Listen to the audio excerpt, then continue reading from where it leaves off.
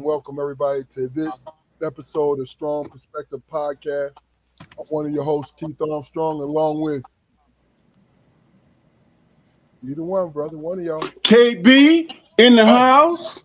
yes. You know Keith what I'm saying? Barnes And in the you know your house. boy Fluke always here. You know what I'm saying? 10-4, Oh, man. yes.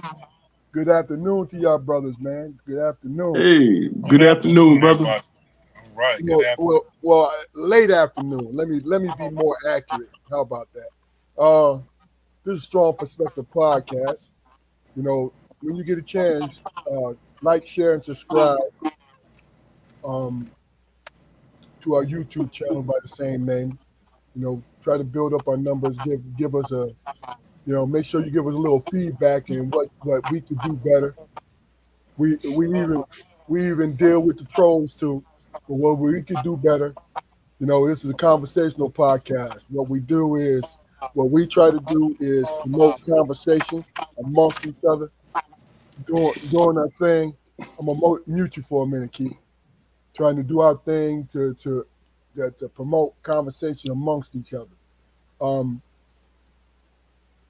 please understand that we enjoy what we're doing. This is a beautiful thing I can speak for myself, but I have definitely enjoyed every moment of this journey, this this 3 year journey, the different conversations. No conversation is the same, which that is a great thing. That is a great thing. Um, our other host, Jaquari, he won't be joining us today. You know what I mean? Life be lifing. He got to work. Got to work. You know what I'm saying? So we'll see you next week, Jaquari. Don't work too hard, brother. Damon, how was your day today, brother? Uh, day was good, man. You know what I'm saying? The day was good. As I assessed the whole thing. Matter of fact, the whole week, man, I was like, man, life is good, bro. Okay. You know what I'm saying? I was able to deal with whatever came my way. Okay. Keith Barnes, brother, how was your day today? My Oh, man my. KB. Yes, sir. Yes, sir. Man, my day was good. It was eventful. It was, but smooth. Got off kind of like where computers went out where I was getting loaded and stuff, and so that delayed things. Uh, as I was telling you about earlier, I had a episode of some road rage with a sister in Atlanta. Wow. Yeah, quickly, I just tell you, it was. I have some responsibility because I've made a right on red. I'm driving a semi, so it takes off slow. It's loaded, and she didn't appreciate it. She come out of nowhere flying. She went around me, and then cut me off. And then she was hit brake checking me. So I'm trying to go around her. I'm still changing gears, speeding up, and then she's making this like she's gonna shoot me. And she kept brake checking me, and I'm thinking to myself, like, sis, please go ahead, sis, Right.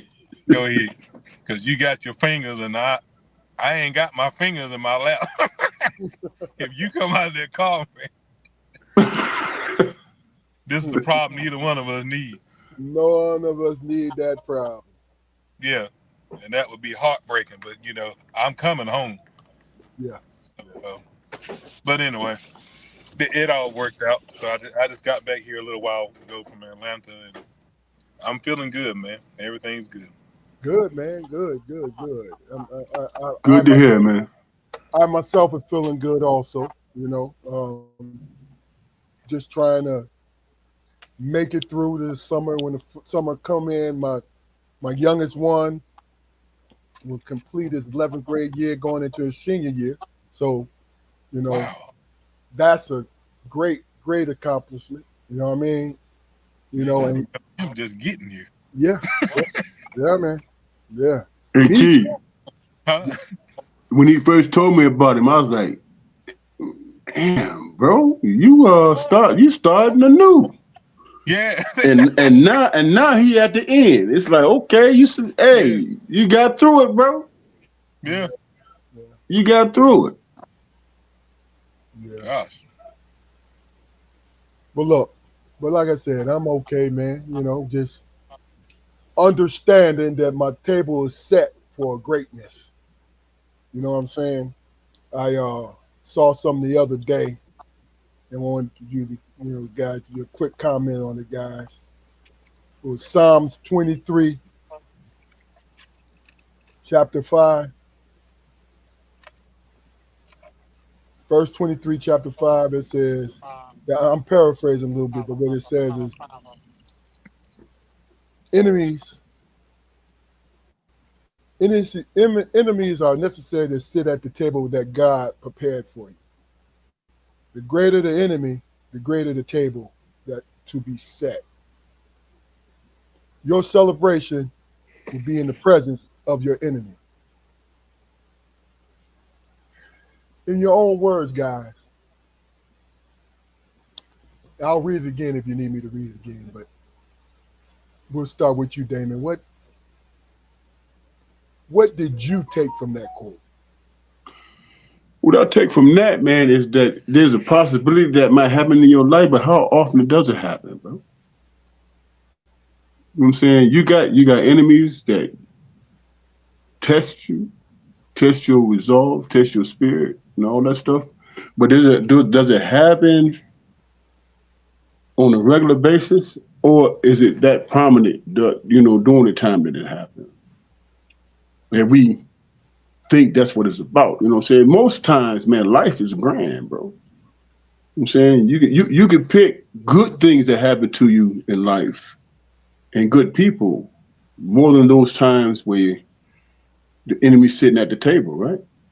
I mean, that at least that's my experience. Okay. And it's incumbent upon me to recognize that you got to take the bitter with the sweet, but the sweet happens more or oftentimes than not. You know what I'm saying?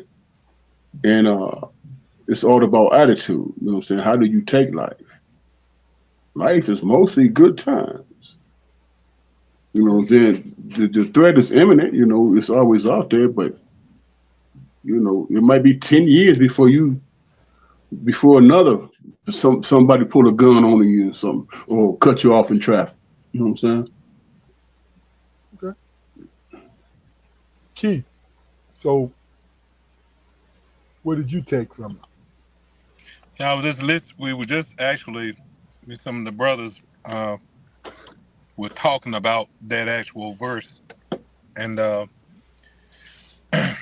breakdown of it is like when it's saying the table, it's a little bit deeper than that. They're not really talking about a eating table, so to per se. Yeah. It's talking about the table is what they used to write on the tablets. Okay. They, that table, and the table they're referring to is actually the Bible. So the Bible is our people's Israelites. It's our people's, and our includes us. We all on this panel right now. That's that's our true race, Israelite. But anyway, it's referring to the Bible because that's our guidebook for life. The enemies are all those others, like during back in that time with slavery, we had been enslaved by different groups of people. So he was saying that God, through the tables, we would obey what was on those tables, which was God's laws. And by doing that, he would make sure our enemies, the people that had enslaved us or took advantage of us, they would watch us prosper. No matter what's going on, Yeah. we would prosper in front of our enemies. So they were saying they would be at the table. That's what it meant. Okay. They would be witnessing us prosper. And it made me think about what they were talking about here lately was with the tariffs and all this other stuff, how everybody's on edge and everything. And we as a people, it's a Friday to us. Mm-hmm. We doing what we doing. We still surviving. We doing what we usually do. Are we feeling the effect of it? Yeah, but we just adjusting like we always have done.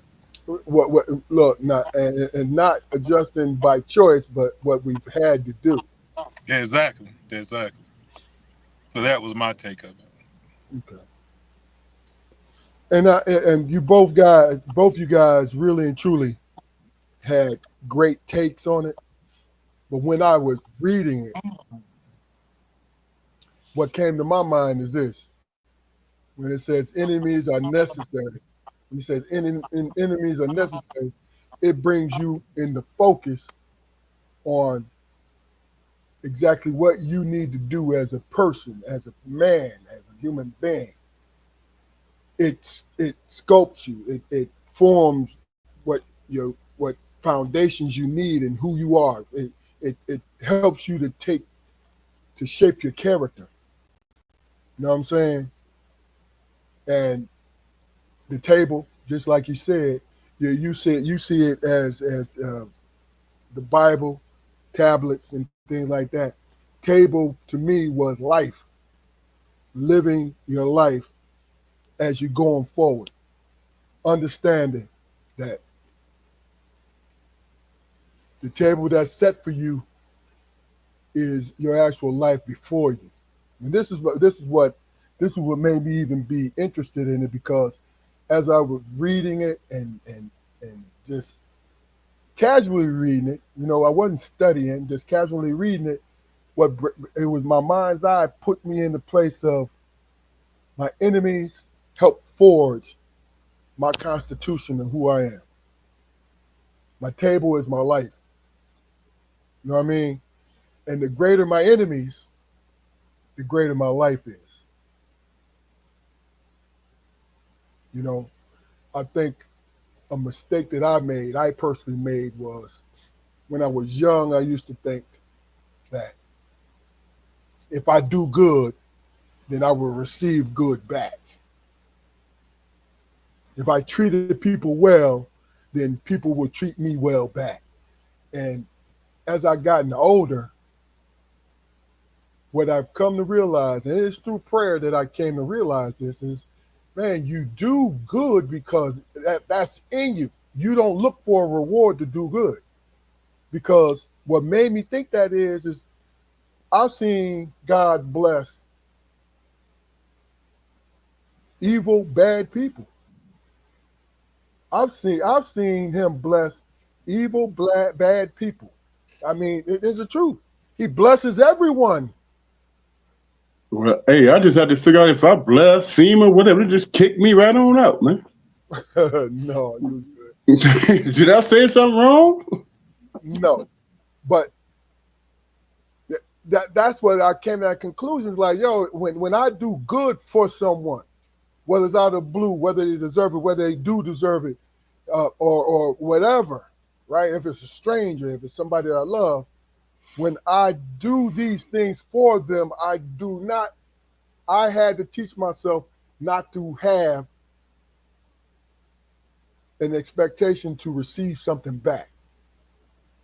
Now, on a lesser degree, is if I feel like somebody don't appreciate it because my maturity level is where it is, because it's very low sometimes, I'm going to have a problem with that.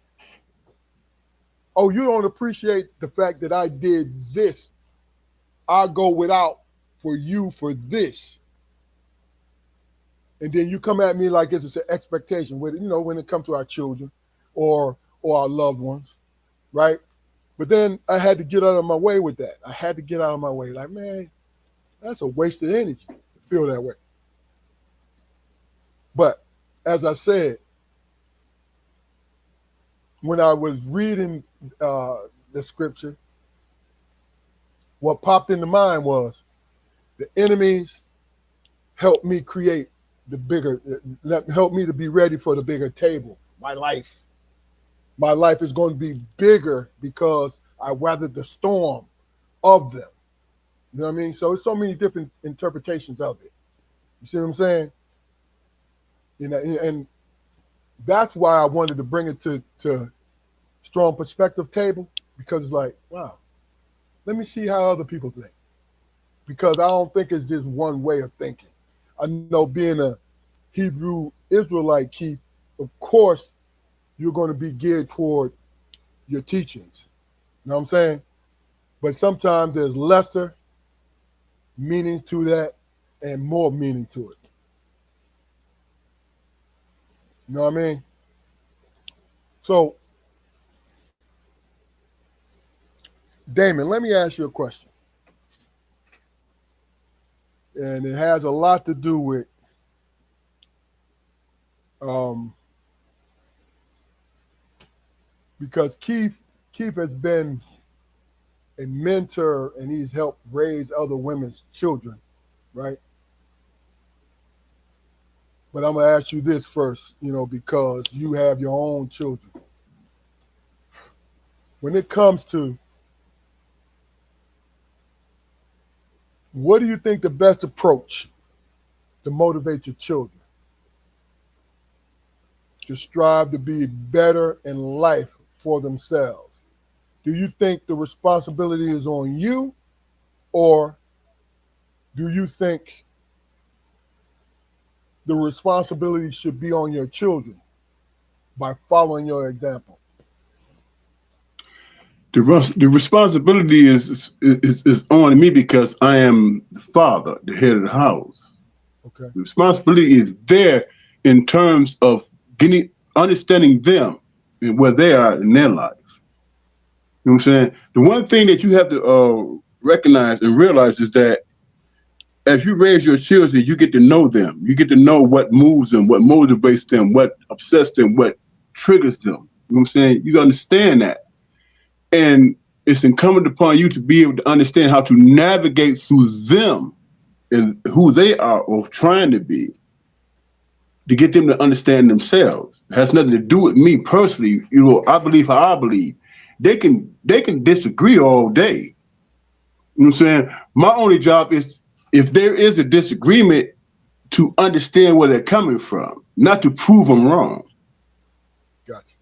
but to understand where they're coming from through the journey that they're going through. You know what I'm saying? If you believe that out of the 8 billion of us on this planet, that we have similar experiences, but we are different through God miracle, then you have to understand that they have to focus and understand what they're going through to have wisdom.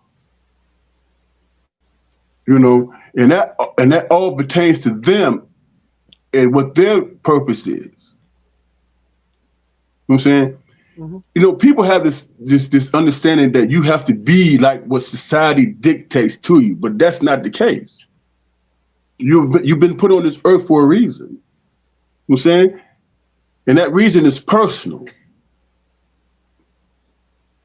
You know what I'm saying? The reason is personal, and they have to figure out what is the meaning of that situation and what it means to them and how they navigate that and become wise, become better.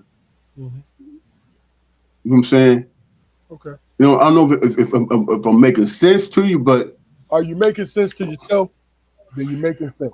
when I think about it in retrospect, me personally, there are things that I learned and understood about myself that I didn't get from anybody else.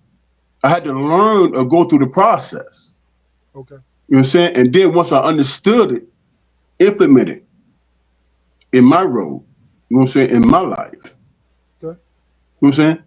Yeah. Because the mistakes that you make is yours, and it's yours alone. You know what I'm saying? And you have to figure out how to, what I'm saying? If it's a windfall, you know what I'm saying? You ride it out. If it's something, man, that you have to learn from, no matter how long it takes, man, you just have to figure it out. Yeah. You know, Okay. and you don't know who's paying attention to you, man. Who Yeah. has similar experiences but don't know or don't get it, and you might show them a way. You know. Keith, um, I don't know if you heard me when you went off screen, but I know you two have raised some very to help raise some very good young men. And when it comes to what you think, and my question to you is, what do you think the best approach to motivate children to strive for a better life for themselves? Do you think it's a responsibility of you solely and their mother, or do you think the burden of the responsibility is on the child? Are you with me, Keith?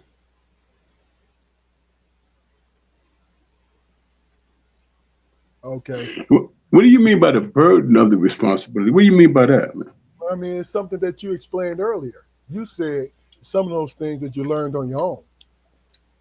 Right. I mean, some people, even if they have fathers or mothers in their lives, sometimes their fathers don't or mothers don't know how to communicate life lessons, and then later on they run into people who kind of set the table for them to do something, to make a change in a thoughtful way. You know what I'm saying? That's what I mean, the burden on them. Not the burden where the extreme definition of burden, but honestly, there is, no matter what degree it is, when somebody's teaching you something, you still have a burden to learn it. That's your burden. You know why I call it a burden, right? Is because, hell, this might be important for you to live, you personally to live. So you got to be able to accept this conversation, these teachings. You feel me? Accept the fact that you have a responsibility to learn from your mistakes. Well, that's what I'm talking about. Right. So I mean, you could come to an understanding that you were treated wrong, or whatever, and you can harbor feelings about that. But does that put you on the path of learning from it and saying, you know what, I can make something positive I can make something positive out of being wrong in the situation? You know what I'm saying? And come to a conclusion that you draw from your own personal experience, because somebody else's personal experience is not your own. You know what I'm saying? I get that, but we're pretty much in the same ballpark. We're not saying exactly the same, but I agree with you when you say that. Well, I'm asking, you know what I'm saying? I'm not. You're learning from your mistakes, of course. If God and the circumstances give you time to learn from it, give you room to learn from what you did, or what you allowed somebody that you brought into your life to do. You know what I'm saying? Because you could sit there and be and make a judgment like, yo, I'm not going to trust anybody anymore because somebody took full advantage of what was going on with you, right? And you trusted them. In your growth, I'm talking about, when it comes to parents, friends, whoever, right? But isn't it just life? Isn't it just life that you just going on? Yeah. Ultimately, it boils down to trusting your experience and learning from it. Yeah. You know what I'm saying? People can give you all the answers that you might need, but if it doesn't jive with what you're going through, you know what I'm saying? People, it's one thing, man. That's the people identify with each other, and that's going through pain and anguish. You know what I'm saying? So we listen to songs and stuff like that that identify with that. But what we have a tendency not to do is understand how we get through it through our own experience. Whereas you might identify with the pain, but there's not that situation where, okay, how you work through it.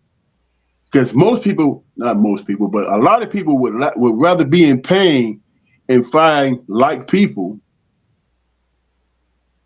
as opposed to saying, okay, how do I get through not feeling this pain? I'm saying, how do I become wiser Good in point. that aspect? That's a good point. Real good point. I All got a right. lot of stuff in front of me. I'm trying to read. Well, look, let me do this. Marcus Smith, friend of the show. I wanted to read his statement because knowing him like I do, this is a personal thing for him, and it's important to him. He said, "I lead my family as a role model for my children, trying to be an example for them. As they grow older, some of their challenges will be different, and I'm not perfect, so I might not have set the best example, but I try to be approachable so they can feel comfortable enough that we can talk out any obstacles they may face. Hopefully, I lay the foundation for them to make healthy decisions on their own." I read that, Marcus, because I like that. Um, I think what Marcus said is a foundation on what we try to be, because sometimes it's layered. When it comes to fathers or heads of households, it's layered. And what Marcus described is the foundation of the many layers depending on your personality or who you are as a person. You know what I'm saying? Because sometimes it's a narcissistic thing with someone. Sometimes it is more of a fear-based thing, and getting to that foundation as far as to lead by example. Sometimes it is a more of a laissez-faire. Let them figure it out. Absolutely. Let, Absolutely. I totally agree with that. I mean, but see, that's the thing about it is, how are they gonna figure it out if you don't give them a taste of how you figured it out? That's instilling confidence, man. But no, For, listen, for listen. example, for example, Hold. go Before ahead. you go, listen to my question. I don't disagree with what you're saying. Let them figure it out, right? But if you have not given them something, just a small tidbit, something to hold on to so they can figure it out, how are they Right. going to figure it out on their own? That's my question. Do you think What is it that you think you're giving them, man, for them to be inspired to figure it out for them? your own personal experience? Right? You know what? My personal experience is that I I have a child to tell me, man, why is it always about you and your experience, man? Ain't got nothing to do with me. But see, You can fall into that. but see, here's the thing. If somebody tells me that, if somebody says that to me, I understand what they're saying, but I don't understand why would you even say that if you're trying to find an answer. Because what I can give you is my experience. It is nothing omnipotent that I'm able to give, right? Well, it's just people feeling comfortable with the answers that's given to them, man. No, If not they don't agree, they're not going to agree. no. You know what I'm saying? But see, don't you misunderstand me? I ain't saying, but what I'm saying to you is, it's trying to, putting yourself in a position where, like, yo, you got to take something from me so you can figure this out on your own. Because it's obvious that's what you want to do. You want to figure it out on your own. Yeah, but there's nuances in that, bro. And the Of course, nuances is that I'm not you. What if they admire you? And what if they see you at a certain light where they say, I can't be you? You know what I'm saying? we want them. Life is not as easy for me as it was for you. What if they come to that conclusion? Then what is your answer? First of all, what I would, this is my own personal thing. Do I want you to be me? Is that what you're getting from me? Because it's a mistake if you think I want you to be like me. But from what my if that's the own, conclusion that they come to? you know, That you're trying to get me to be like you. first of all, What if that's the conclusion they come to? listen to what I'm saying to you, because I've run into this. So I'm giving you the answers that I've given. You understand what I'm saying? Of course, you have your, because I raised you to have your own life. I raised you to have your own life. So I must have made a mistake when the things that I'm advising you on, you think that I want you to be like me. No, it's not even close. Sometimes people make that mistake though, bro. Exactly. It's a decision making process, is what I'm saying. And, And and, and the process is, as a parent, is to get them to understand thyself. You know what I'm saying? And what is it that you're working through and that you're struggling with? Because it's easy for a kid to combat what you're saying because they feel like you're trying to get them to be something other than themselves, bro. so, okay. It's easy to do that, and it's an easy excuse to give. Hey, But well, that, I ain't you. but see, that's fear. Absolutely, it is. That's fear. Yeah. In my opinion, that's fear. The fear comes from uh, taking yourself like, okay, let me burn this bridge. Like, yo, I'm not you, or I'm not trying to be you. Like, That's the well, first. That's the first go-to. but hold on. If I want you to be like me, then I would want you to go into my same profession. I would want you to do this. I want you to do that. I'm giving you building blocks so you can move on. See, that's me. Well, decision making based on your own personal confidence, man. It's the point that I'm making. To give you a smart example, real quick. Pop walked in the house one day when I first got out of college, and he said, "Man, what are you doing?" I said, I'm not happy, man. I'm just sitting here trying to figure out my life." He said, "Well, what you trying to figure out?" "Trying to be happy." He said, "Do you know what possibly might make you happy, son?" I said, "I got some good ideas." He said, "Then do it. Try it Okay. and see what happens. And if it don't work out, take another recourse. But at the end of the day, the decision is going to be yours to make. So that at the end of the day, you can't blame nobody else for your misery but your own, but yourself. You know what I'm saying? And that requires thinking about who you are. You can admire somebody from afar or close to you or whatever. You can admire somebody and say, "Hey, you know what? I can mimic them and do the same things or whatever and look for happiness." But what if that's not the case? What if you don't find happiness in somebody else's life? You have to figure out your own steps, your own processes. You have to figure that out. You know what I'm saying? And accept the wins and losses. And in that, you're gaining wisdom. You're learning thyself, right? Okay. And at the end of the day, the one thing that you can avoid is putting your foot forward. That's what you can avoid. You have to accept your choices and the decisions that you make. You have to accept it, learn from it, and be better if that's your motivation. I'm saying somebody telling you something, man, that never works. Now, see, that's the whole point, though. Now, I agree with everything you just said, but I need you to elaborate on somebody telling you something, because people got to Right. tell you something to live. Son, daughter, don't go that route because it's going to cause heartache and pain. Okay. Some people learn from other people's mistakes, and some people have to get their head bumped.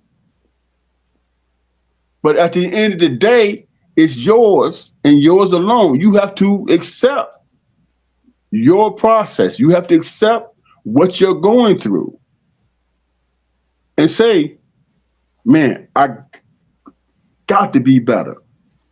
I mean, and that's It doesn't. It doesn't require people's opinion about you. It requires you understanding something about yourself and accepting who you are.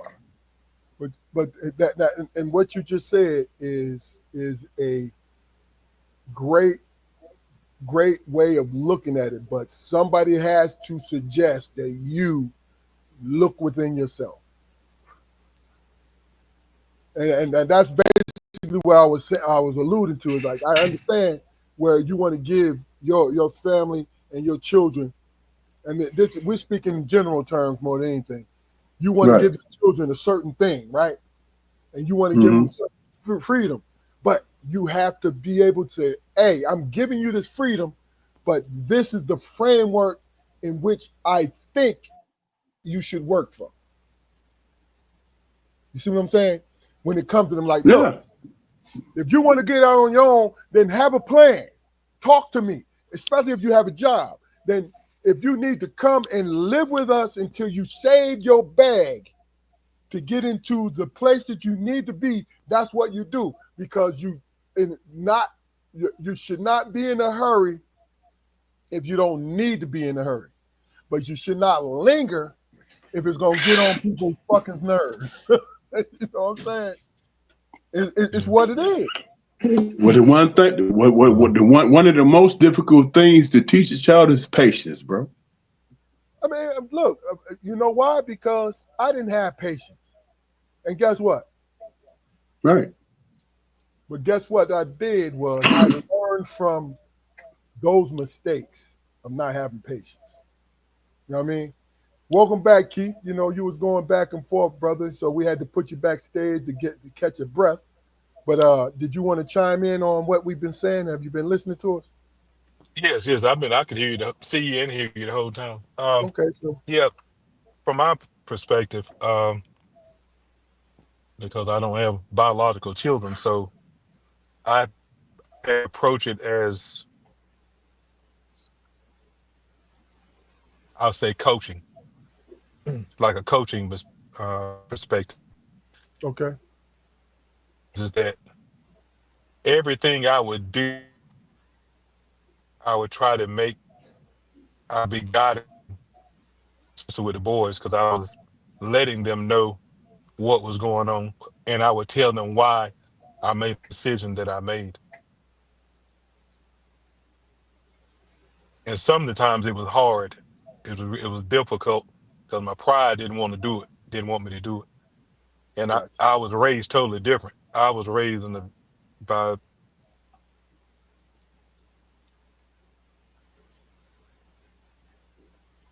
I think you froze. black, you know what, cussing. Okay, That kind of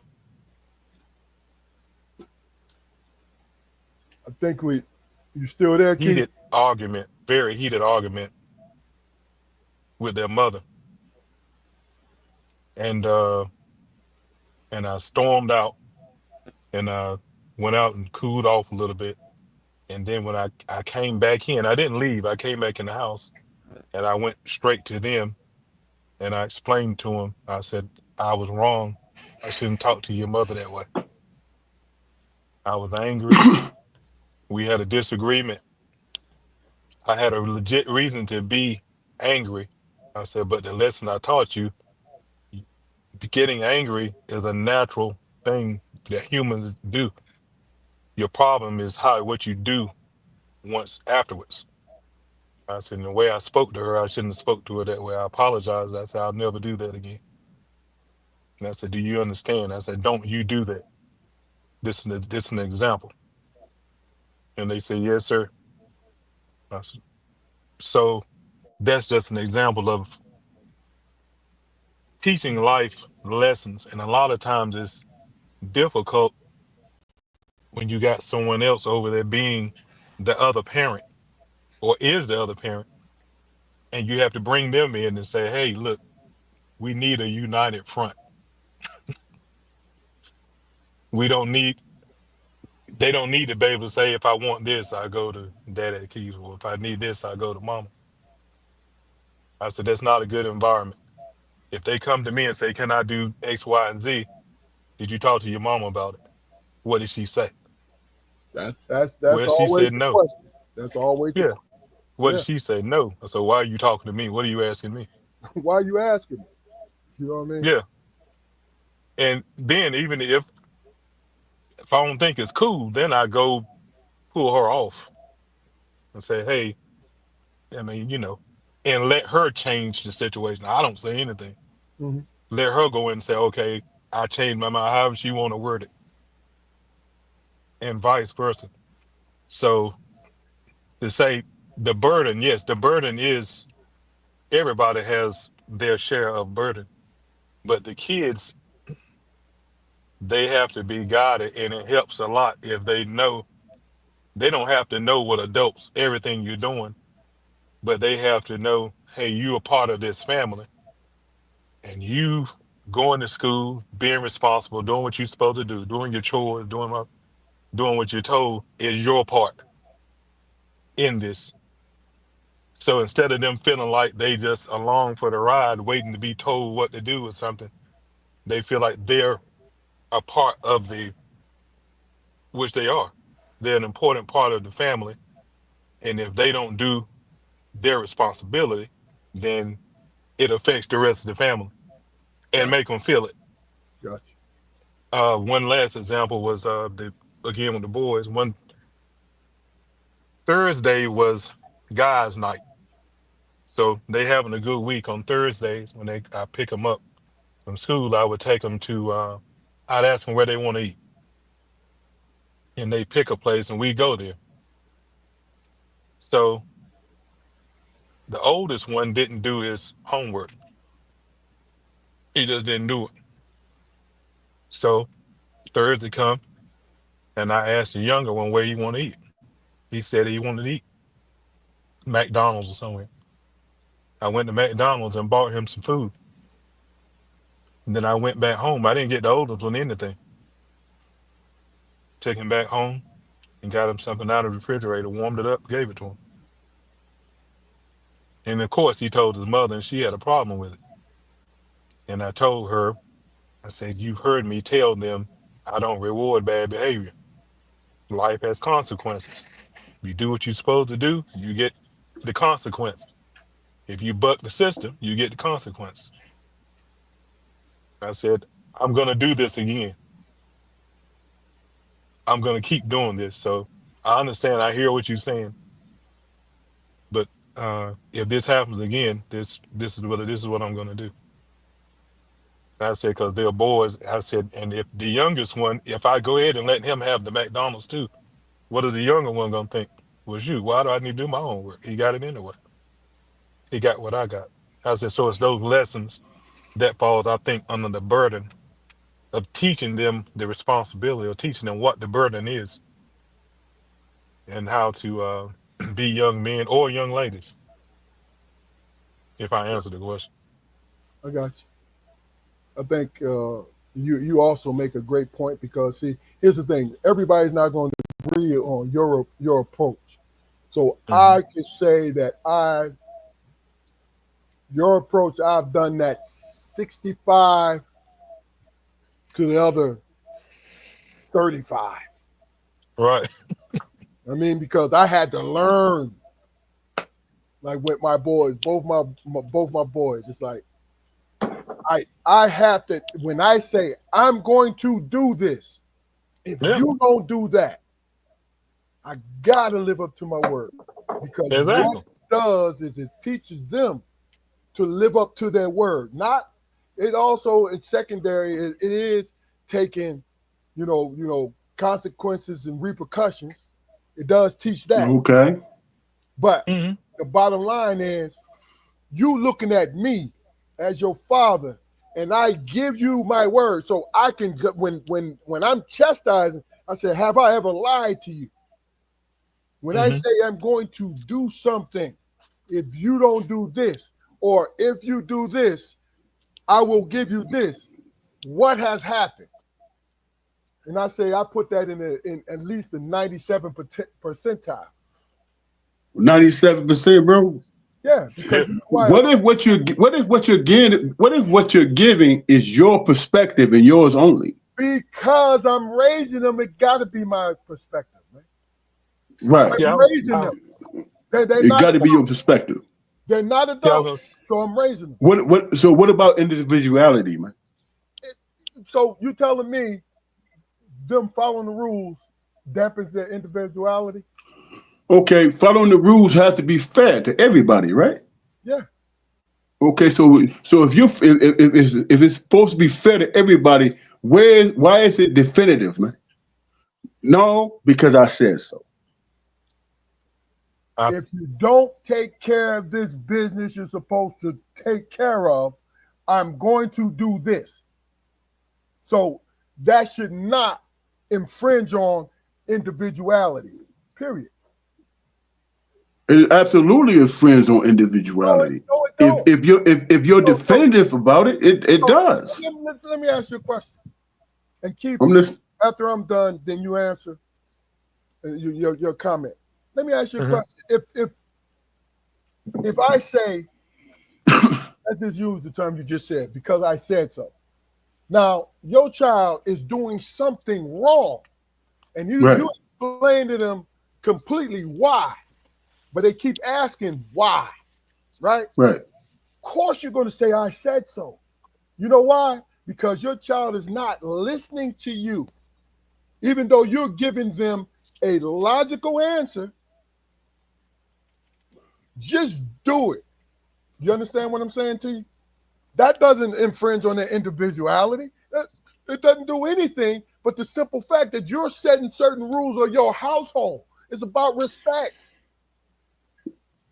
It's about understanding that, listen, this is good for you or bad for you. That's really what the case is, isn't it? Okay. There's this possibility.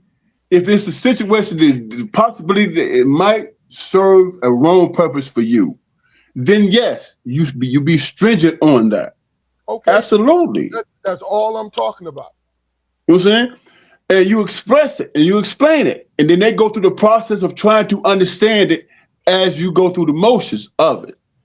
But simply saying, because I said so, doesn't coincide with anything, man. First of all, that is taking shortcuts when you say, because I said so. But when me, as an individual, if I said, because I said so, because I went through each and every step for my child to understand. Well, let me give you an example. Hold on. Before you go, Keith, you had something to add. Go ahead and add it, brother. Yeah, I was going to say a lot of what you all are talking about had to do with, say, the age of them and how the age of them, meaning if they 17, okay, now we're having a different conversation. If your whole existence, you go out here, you screwing up, and the authorities show up and they're going to talk to me about why you out of control. Mm-hmm. Yeah, it's cause I said so. Because at that point, because you well, how many times has the authorities been right about your child? That's what I'm saying. Right. You speaking to a parent if where it's preventative. So if they really small or they're young, immature, or whatever, they need guidance and they need that reinforcement of, look, do this. These are the boundaries. These are the rules. I got rules. I'm following these rules, and this is your share of them. So you're gonna do it. But if you do it too young, which I've seen, and you have let them have a lot of, I ain't gonna say a lot of, you let them have leniency on making their own decisions, they're gonna choose what's popular for them. And then what's popular may not be cool for them further down the road. That's what I'm saying. okay, so what's popular for them might be something that their peers are There you go. champion is or whatever. But Right. what if that has absolutely nothing to do with their own personal point of view? With their own personal point of view. Right. Because let me give you an example. Mm-hmm. Somebody said with my youngest child, man, he is struggling in his class and he can't read and he can't do this shit, right? He can't articulate himself. He can't read. He can't comprehend what he's reading and all of that stuff, right? And Okay. at the same time, I'm reading the comic book digest to this kid, right? And he knows the characters. He knows their situation. He understands why they're doing what they're doing and all these different things. But then a kindergarten teacher who's teaching him how to read, as far as she's concerned, saying, well, he's quiet. He don't express himself and he's quiet and whatever. When I say, well, do you think maybe because he's bored with what you're talking about? No, he has no comprehension. So we want to keep him back a grade. And I say, well, when I sit down with him and I'm reading this comic book digest, and he's talking about all the characters and all the things that they champion and all this stuff, he understands it and able to articulate himself. Right. Where's the problem? The problem is that you got 25 other kids that you try to, keep together, and you got one individual kid that's bored and don't understand where you're coming from because it's below his reading level. Is he the problem? Okay. Is he the problem? My point is this: know thy child. Know and understand thy child. You might be teaching your child above the grade level that they're at, and the teacher who cannot deal with the person because they got all these other problems dealing with other kids. They don't understand your child, and they think that he's limited. You the one that don't get it and don't understand.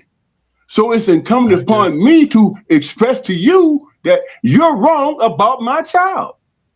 Okay. It's like quarterback and receiver. As he expresses himself and articulates himself. Okay, so you're talking about a separate thing here, brother. Because Am I? Yes, you are. You know why? Because you're talking about somebody else's opinion about your child. We're talking about raising our children. You understand what I'm saying to you? I'm talking about the collective, bro. No. What if you have a brilliant child that you are you recognize that deserving because you're following somebody else's stuff instead of looking and understanding your own child. And that's a great point. But we're not talking about disserving our children. We're talking about how we raise our children. Which burden was it? You understand what I'm saying to you? But isn't it incumbent upon us to raise our kids based on? Let me finish, man. Let me finish, because just like I said, we're talking about two separate things. We're talking about the educational system in which you are right.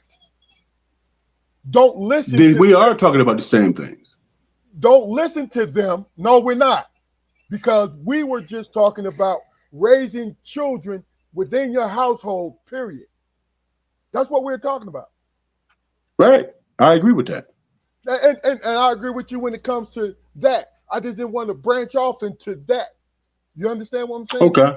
All right. I'm following you now. Because you know your child, you understand what you and your child are doing, and you understand their capability. So when people try to take shortcuts, because that's what the fuck they do. Yeah. And I'm speaking in general terms. Yeah. No conspiratorial term. That's what they do. They take shortcuts so they can put somebody in a room or a box so they can so it could be easier for them. That's right. That's all. But like I said, you're making but under the auspice of raising the child based on what you think how things should be, can you be wrong in that aspect, bro? You can be wrong, but you have the opportunity.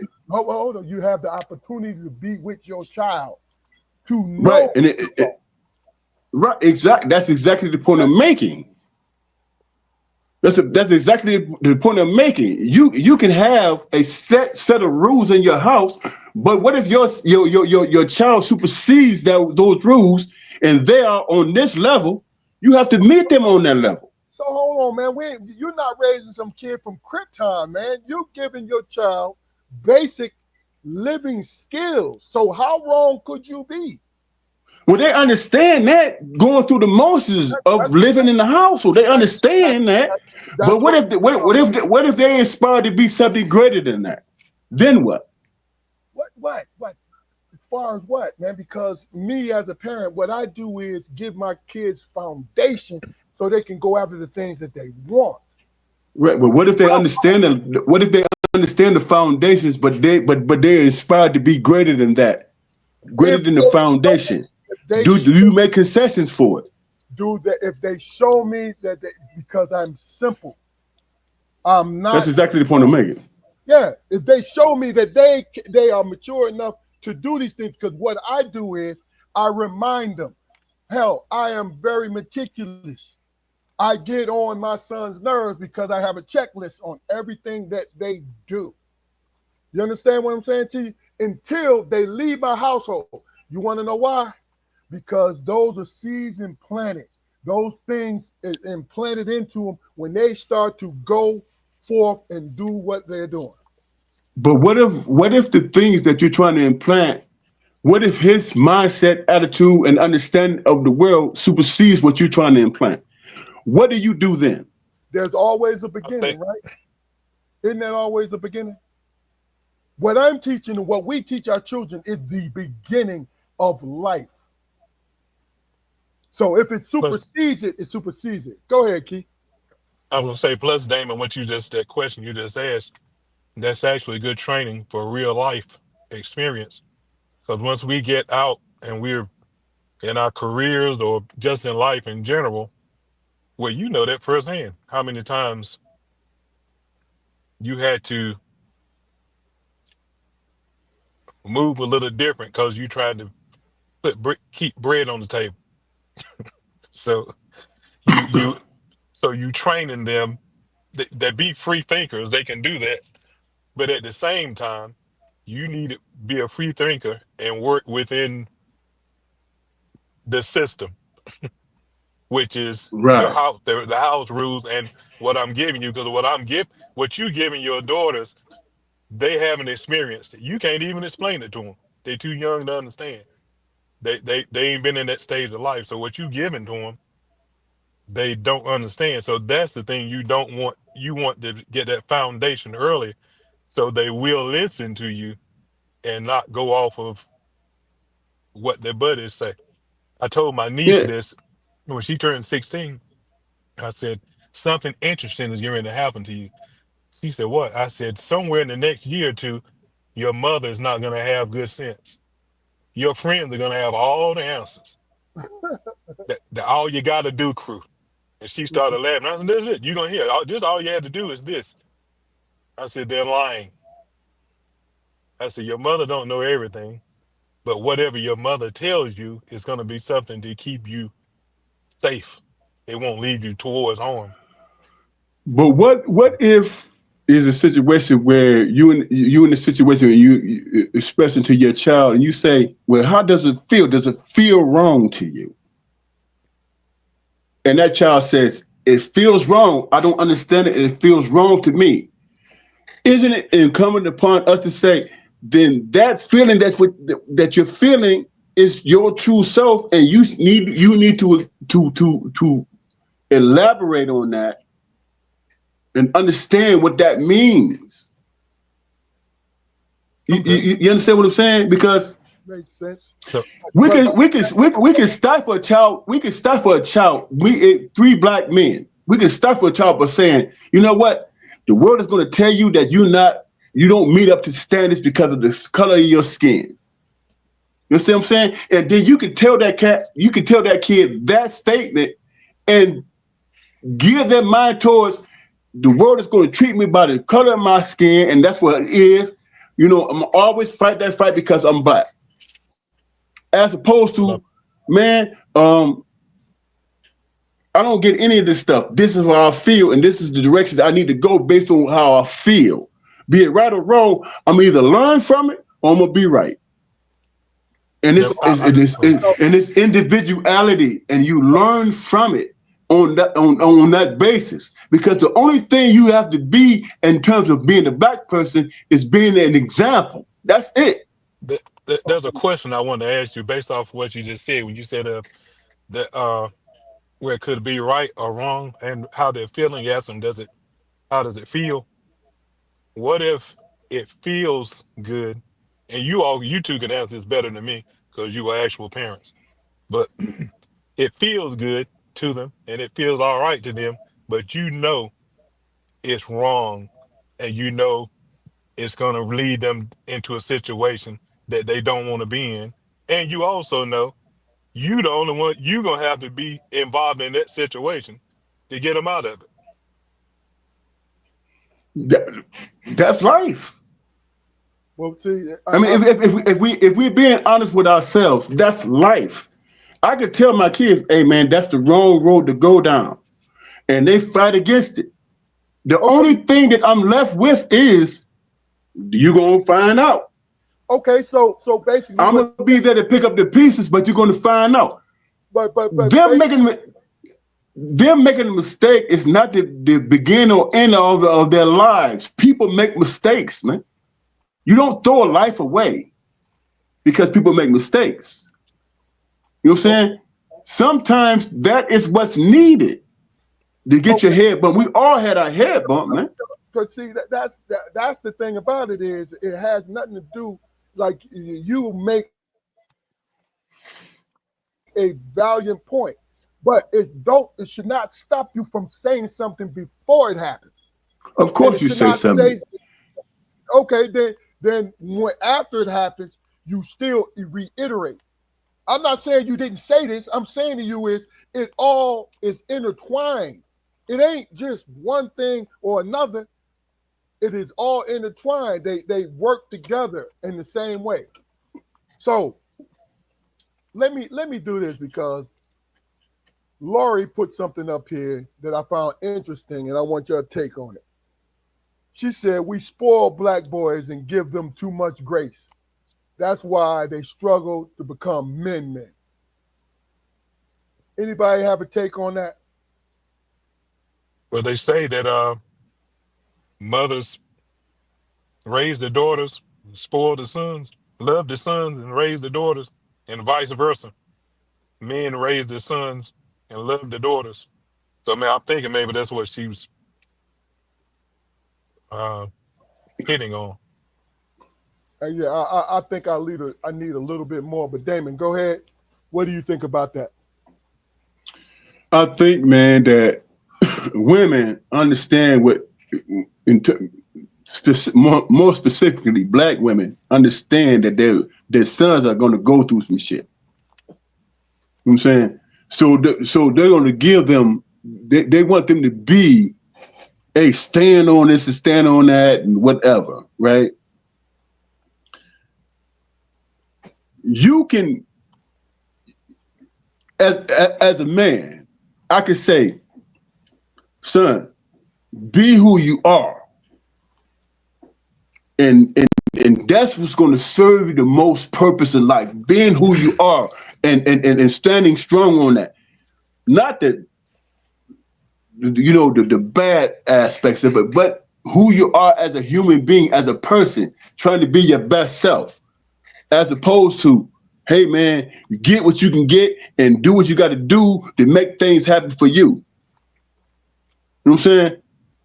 People who don't understand what it means to be a black man is going to come to that conclusion. Gotcha. You know what I'm saying?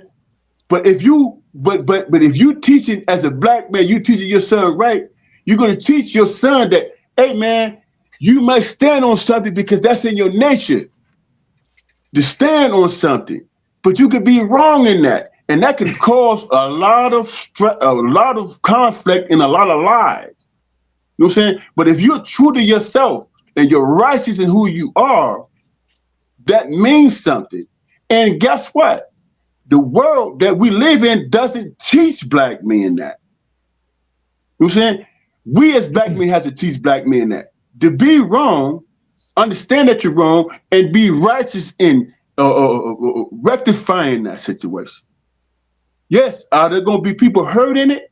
But if you're apologetic and genuine with it, then that means something. Everybody might not accept your apology, but if you're staunch and righteous in who you are, then there might be somebody 6 people removed that might learn from that shit and be a better human being. Gotcha. Can I But share all you something have to right? do, I'm sorry. Go ahead. I'm sorry. no, go ahead. I'm listening. No, I just want to share a story with y'all that I think pertains to this, and especially an example of that last comment that you read. Uh, I know this lady, this sister. She had a son and a daughter, and her son he wasn't performing in school. He failed the 7th grade. She worked. She put so he could be in his correct grade because he was embarrassed. She put him in private school. She picked up like 2 other jobs. So she's working all around the clock to pay for that private school to try to get him to get his GPA and stuff up over so it could transfer back over to the public school and he could be in his correct grade. Yeah. And I'm she did following it. you. She did it. So my question is that her loving her son? And then the way I grew up, my daddy literally looked at me and told me, he said, he looked at my report card because it wasn't good. He said, let me tell you this, I don't buy new school clothes for the same damn grade. Gotcha. If you in the same grade you in last year, you're going to look just like you looked last year. Right. Yeah. So you make a decision what you want to do. So my whole And a point lot is, of people, did she do, was that loving her son? Bro, see, that's my thing, Keith. I'm not going to debate whether or not she loving her son or not, because what she did was give him a chance. She gave him a chance, even though she sacrificed her time and her energy. She gave him the chance to like learn from this shit. You understand? But say if he had his father in his life, he would be able to articulate this, because if he listened to his dad, like, yo, listen, your mama is doing this for you. What the fuck is you going to do? I said, if it was and that's me in control, your ass would be sitting right there, because if you had the ability to pass through the 7th grade, If you can catch up, that's it. you could have stayed up. Because they but give don't you have to? they give you the opportunity to catch up. Go ahead, Dan. But don't you get you press the fact that you are giving them the opportunity to see the mistakes in that, man. Yeah. You know what I'm saying? Just saying, hey man, if you could do this, then there ain't no excuse for you not to do that. Those are the That kind of doesn't teach anybody anything. All that says is that, hey man, I'd rather just follow somebody's lead. Hold on, man. Hold on. You got to explain that, because you just said. Now, I might have misunderstood you. So say that again for me, please. My point is this, man. I can teach my child my experience. No, And it you has can't. absolutely nothing to do All with you his can do. own experience. I get that. Nothing to do with it. I get that. But what? But that's the pivotal point, though. That's what it is. Man, I used to get in arguments with my son. He would tell me some things that happened to him in the school year, that happened to him and whatever. And most of it is I'm listening to him and recognizing that he's going through something. But when I recognize that I went through something similar, and then I go with, well, hey man, I went through the same thing, and this is what I did. And if you follow and listen to what I say, then things will work out for you. You know what my son said to me? I'm not sure, man. I don't even understand where you're coming from. Okay, so How did you come to that conclusion? I'm struggling with that. That happens, but then the opposite of what you just went through happens. When you, if a son says, "Hey, I'm going through this," okay, son, I this is how I went through the same thing, and this is how I dealt with it. And then your son, what he has is he has something to grab on to. Because see, you could go either way. Your child could go either way. They could not relate to you, right? They cannot relate to your struggle, right? Right. And they can relate to your struggle. But look, let me say this real quick because I want to comment on what Nikki's comment, right? This is my own personal opinion. I don't see it says we spoil black boys. When do we spoil black boys? And this is not directly towards you, Nikki. This is what I hear all the time. When do we spoil black boys? Some of these young men, of course, are spoiled, but the vast majority of them are not. And when do we give black men, period, boys and men, period, grace? We don't. It is the individual mother or father who give their sons and daughters, give them second chances, is what it is. I'm not disagreeing with you, Nikki, but see, this is my angle this is my angle and my view of what you just said. This is why it was curious to me. It's like, wait, hold on. I raise my sons a certain way. I don't know everything that my sons do from a day to day, what they go through. But when they come to me and they speak to me and they talk to me, I give them everything that I have. And I think, to me, the vast majority of men that's in their sons and daughters' lives do the same thing. People can say it's debatable, but no. You know, I think our problem is we base our community off of social media. Is what we do, which is a problem to me. It's a problem to me because it's like, look, first of all, when you tell me, when I'm looking at something at the news and I'm looking at different things and high crime and poverty and ghetto and crime and blah, blah, blah, blah, blah, right? Then I'm working around 25 different, not my own personal view. I'm working around 25 other black men and women or 30 other black men and women who basically are making a living and doing their things, right? I'm like, well, wait a minute. Could it be that this thing is exaggerated? My own personal opinion. Could this be exaggerated? Could this be the simple fact that we are trying our best to navigate things and we keeping our heads down? But when they promote everything, when they promote us and we promote all these different things, we always see the shadier side of our community. We don't see the great examples of living. You can disagree with me all you want to, that's fine. I have no problem with that. But I'm telling you, realistically, this is not an optimistic view of life. No. It's me looking through a lens of what life is.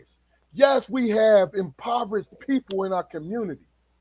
Yes, we have a small percentage of the lawbreakers in our community, right? But what about the other parts of it in which we don't see? We don't see it. If you guys really, everybody looking at this, and we're gonna see this in the future, and here live with us right now, if you realistically like, yo, wait a minute. You know, I can understand when you're living in those couple streets in the hood that just drug and you know, this stuff going on. I get that because your view is clouded as fuck. Because that's all you see every day. And you can't get out of it. But when you get a chance, you'll get out of it. Why do you want to get out of it? Because you think you're going to go to another part, or you know there's a better part. You You feel what I'm saying? It's just that's my thing is that I'm on the soapbox right now for the simple fact that I'm getting tired of really and truly allowing myself to be fed by nothing but negative energy. It doesn't make sense. You know what, man? I'm gonna say like this, man. I ain't catch the last part of it, man. I'm just, trying to force myself back into the conversation. This is what I know at 59 years old, bro. I understood that there was some conflicts and things happening in my life, man, in the past, man, that I wish I could change, and I wish that whatever. But the conclusion that I come to is that, yes, there's a lot of bad things happening, but there's a lot of good things happening too. And there's a lot of opportunities for happiness. There is that. If you can come to the conclusion that I'm not a part of that bad aspect, that bad element. Yes, it might come to me in life, but when it does come to me, I have to still survive it, bro. Yeah. I have to still survive it. So my life not predicated on all the negative things, the negative aspects is not predicated on that. Because my job, my duty is to survive the situation in a way where people are inspired to follow my lead. And that's it. Gotcha. For me. And I recognize that aspect of it. So when I sit back thinking, if I have a bad day, I'm not going to continue the bad day the next day. I'm not going to do that because I've been through the gauntlet. I understand and I get it. It's about me being myself. And that's it. Not in a negative aspect, not in a way where I'm bitter and angry and I'm going to give the world what the world is giving me. No, I'm above that. I'm above that because I've lived this long. I've lived this long, bro. I came to the conclusion, living this long, that life is above the negative aspects. And unless somebody come and take my life, I'm going to live that aspect of it, man. Yeah. That's what it's going to be. Yeah. You know what I'm saying? And I have to, that's my grace. That's my grace. I know the negative aspect of life. I get it. But I got people that I'm responsible for. Am I giving them that and saying, hey, you know what? Life is misery, man. And there's no good aspects of life. And you got to give what life is giving you. Or you say, hey, man, that small little sliver of life, I know that I can have a good life. I know that things that I was blessed with grandkids, and I was blessed with kids, and I was blessed with good friends. And the truth is, that is more prevalent than the negative aspects of it. I just choose. Think about I'm being philosophical in this way. Think about Jesus. He was born under occupation, but he saw the good things in life and grace. He saw that. That's what makes people follow this man in antiquity. Under occupation, put on the cross and all that stuff, but he saw, hey, you know what? Even though all this negative stuff is happening in real time, when we were sitting there toiling under the sun, we enjoyed each other's company. And we got by, and everybody ate, and everybody took care of each other. And they didn't fall for the nonsense. They didn't fall for the bullshit. Hey, man, you know what? If we choose to see life in this way and live it, then we're going to have good things. And I am a testimony to that. All right. Go ahead and finish up then, Keith. I want you to give your last opinion of this. I'm done. I'm just saying, I can wake up every day looking at blogs and all this stuff and being negative. Whereas when I look at my kids, hell, everybody educated, everybody got jobs and shit, and buying the things they want. That is actually my life. Gotcha. And they grew up in their own rooms, in their own house. That's actually my life. That's what it is. That's a blessing. Yes, sir. Truly, it is. Blessing to you, you and sister-in-law's hard work. I love that. Yeah, and I can look at Absolutely. your life, and I can look at Corey's life, and I can look at and I can see the similar things, bro. Yeah. Yeah. You Kid, understood the assignment and made it happen. what about you, brother? Yeah, I was going to say, now that I think about it, that comment that you read, to me, it seemed kind of like a blanket statement, and it creates debate.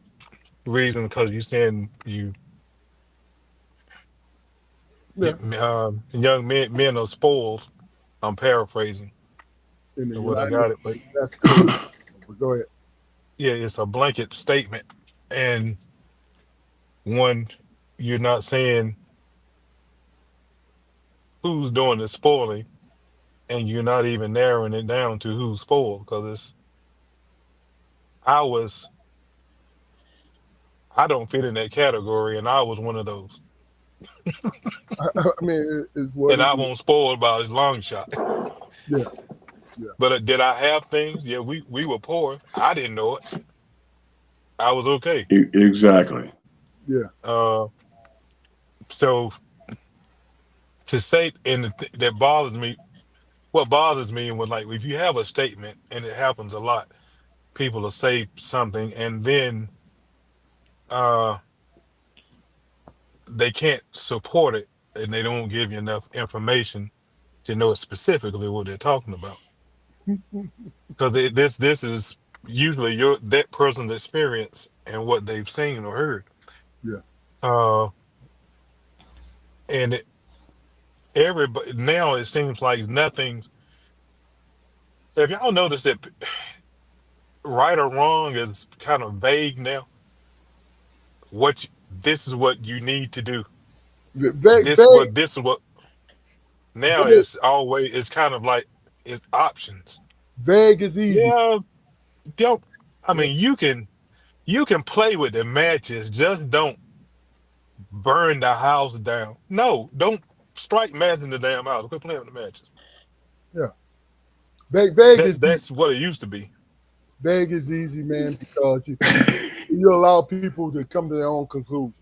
But look, let me get to this, man, because I've been wanting to get to this all night. Let me say this one point, Keith. Then I'll let you finish. Is it an anomaly, man, that all three of us sitting here, man, have a good life, bro? I know I don't think it plenty is. of brothers. I know plenty of brothers that their kids are the most important things in their life. But the world tells us that black men don't take care of their kids, which is a damn lie. Mm-hmm.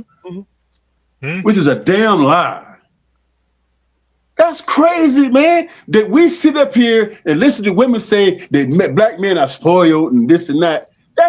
How is a black man going to be spoiled when the world comes to the black man on such a negative level that they can't even conceive the thought of being spoiled?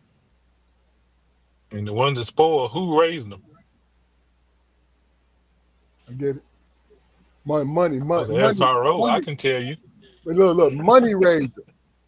That's what Exactly. Money raised it. You know. But look, great, man, great shit so far, man. But I'm just curious about this because I ran across this on the real life Street Stars podcast, right? Dr. Umar Johnson was on there. Mm-hmm. And I don't agree with everything this man says, but what I agree with is his introspective thinking, right? Whatever agenda he's on and whatever, all I know is he bears a lot of fruit in a lot of things that he says. Now, when he goes to critique people, I have a problem with that. You know what I'm saying? I have a problem with that. But when it talks about just the overall uh, steadiness and growth of our community, I think he has a very good insight on it, right? But Dr. Umar said, Dr. Umar was quoted to say that capitalism invented racism because he was asked the question to choose between if you can work on capitalism. I'm paraphrasing. If you can work on capitalism or would you work on racism? So Umar said you can't work on either one because capitalism, in my thoughts, invented racism. Right? Then he went on to say, he said, white people are serious about power and black people are serious about money. White people are about control and black people want to own things. White people want to own situations. I'm gonna read that again because I wanted to sink in to so you could, whether or not you oppose or you agree or whatever. I want you to hear it what I'm saying to you. He said that capitalism invented racism, right? And he said white people are serious about power. Black people are serious about money. White people are about control. This is in general. This is not every white person, right? And this ain't every black person. White people are about control. Black people want to own things. White people want to own situations. Who wants to tackle that first? Uh, And what he's saying is true, huh? this is really truly your opinion about this. You just want to go from there. Right. Yeah, what I gained from it is it's it's true because we all each of those groups are striving for what they don't have, truly have, or they've been deprived of. Uh, White people, they want power, and that's their drive because they know they don't truly have it. The power is with the ones that are the survivors. They're not the survivors, so that's why it's systematic. It's systemic uh, division. If you have to go and divide people, divide cultures, divide people, and cause chaos and diversion and everything to obtain that power, you don't truly have the power. You have every war you fought in, the ones you oppressing were the reason you conquered in the war. They helped you in every aspect. You need them. So you know you don't have the power. Gotcha. On the other hand, yeah, we do want money. We want our own thing. We want all the other things that you reap from being powerful. We are truly powerful. We are powerful divided. We powerful. Mhm. And the ones that are in power, their entire goal is to keep us from coming together. Gotcha. That's the thing. Just that's why that comment was made. Every time we got a leader, uh, uh, a Dr. King or a Marcus Garvey or Malcolm X, anyone, someone that was speaking that we were listening to as a group, and they were speaking to power and speaking to empower us. You see what happened to them? Gotcha. So what he says is true. I believe that's true, and that's the reason I believe it is true. Okay. Damon, what do you think? Read the question again, bro.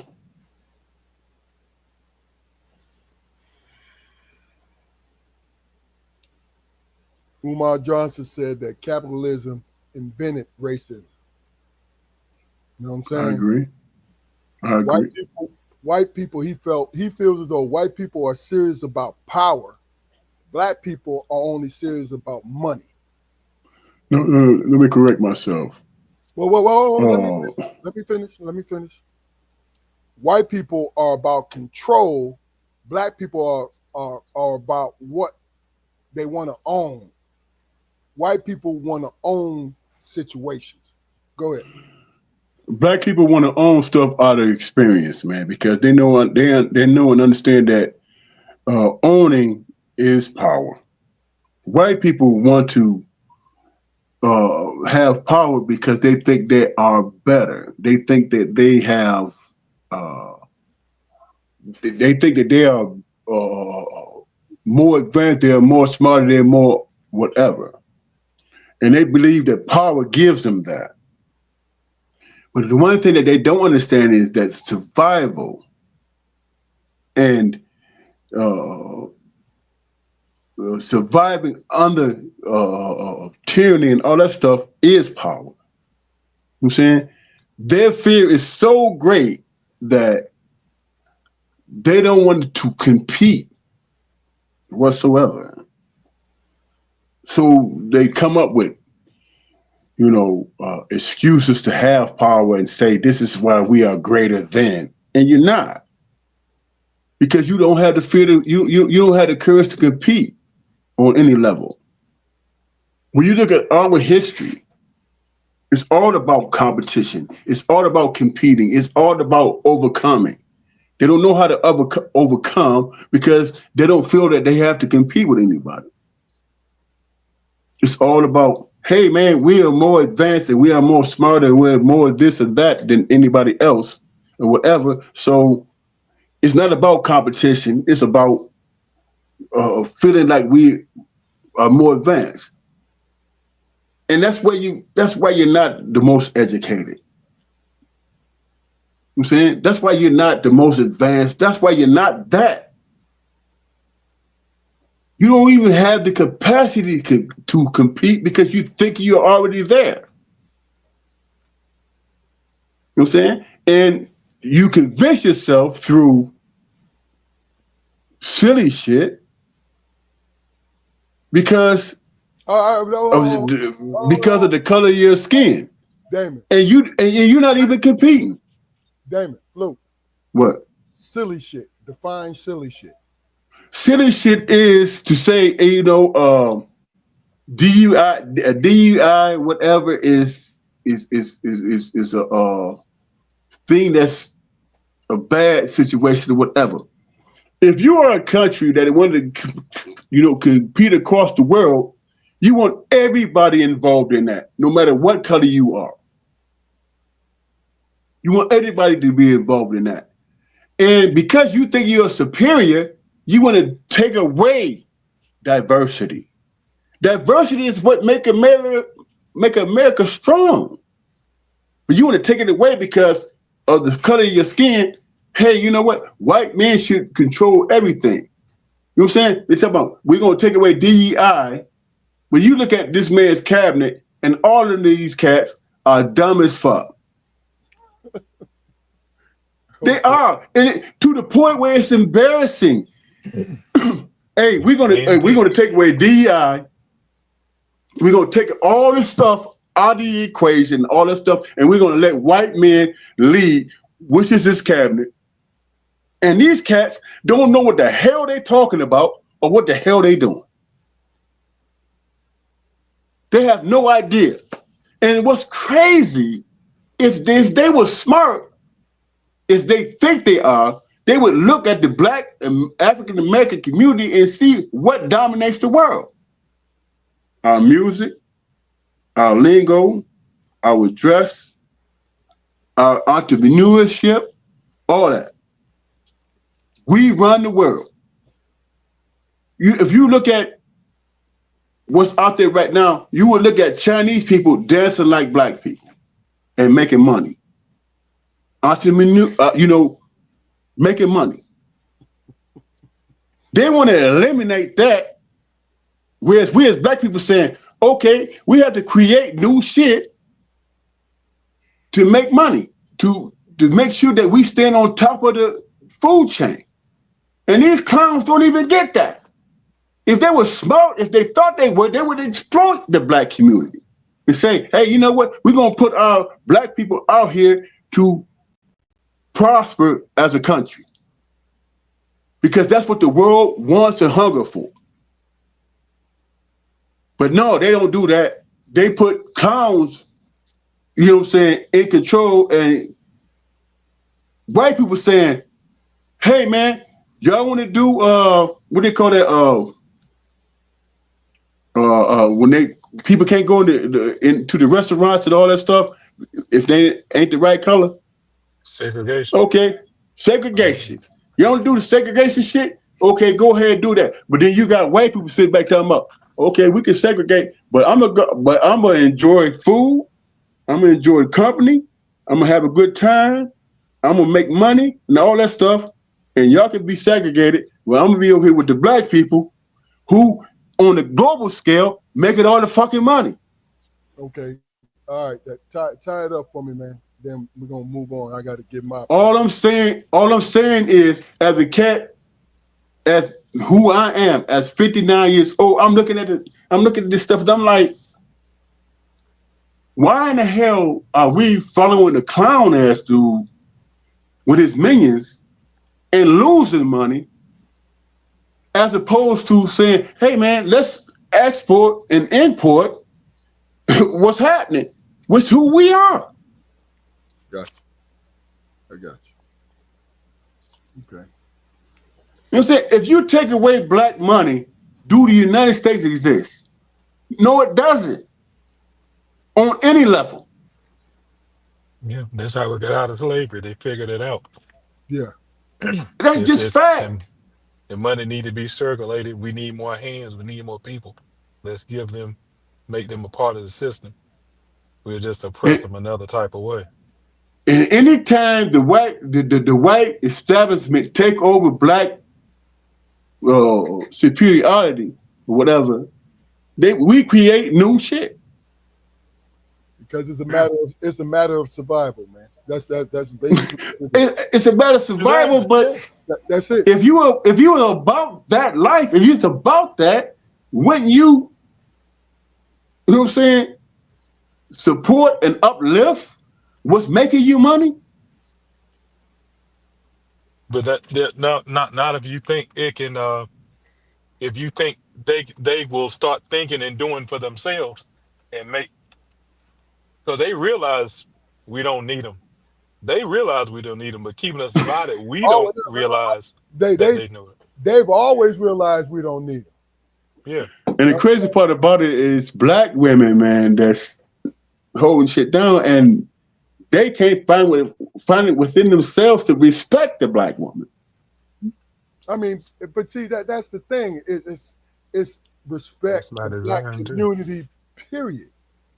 You know what I'm saying? So let me that part. The reason why I really and truly, because I didn't send this to you guys, but I ran across this with Dr. Umar, right? And what stuck out with me is this. This is why I really wanted to get you guys' opinion about it.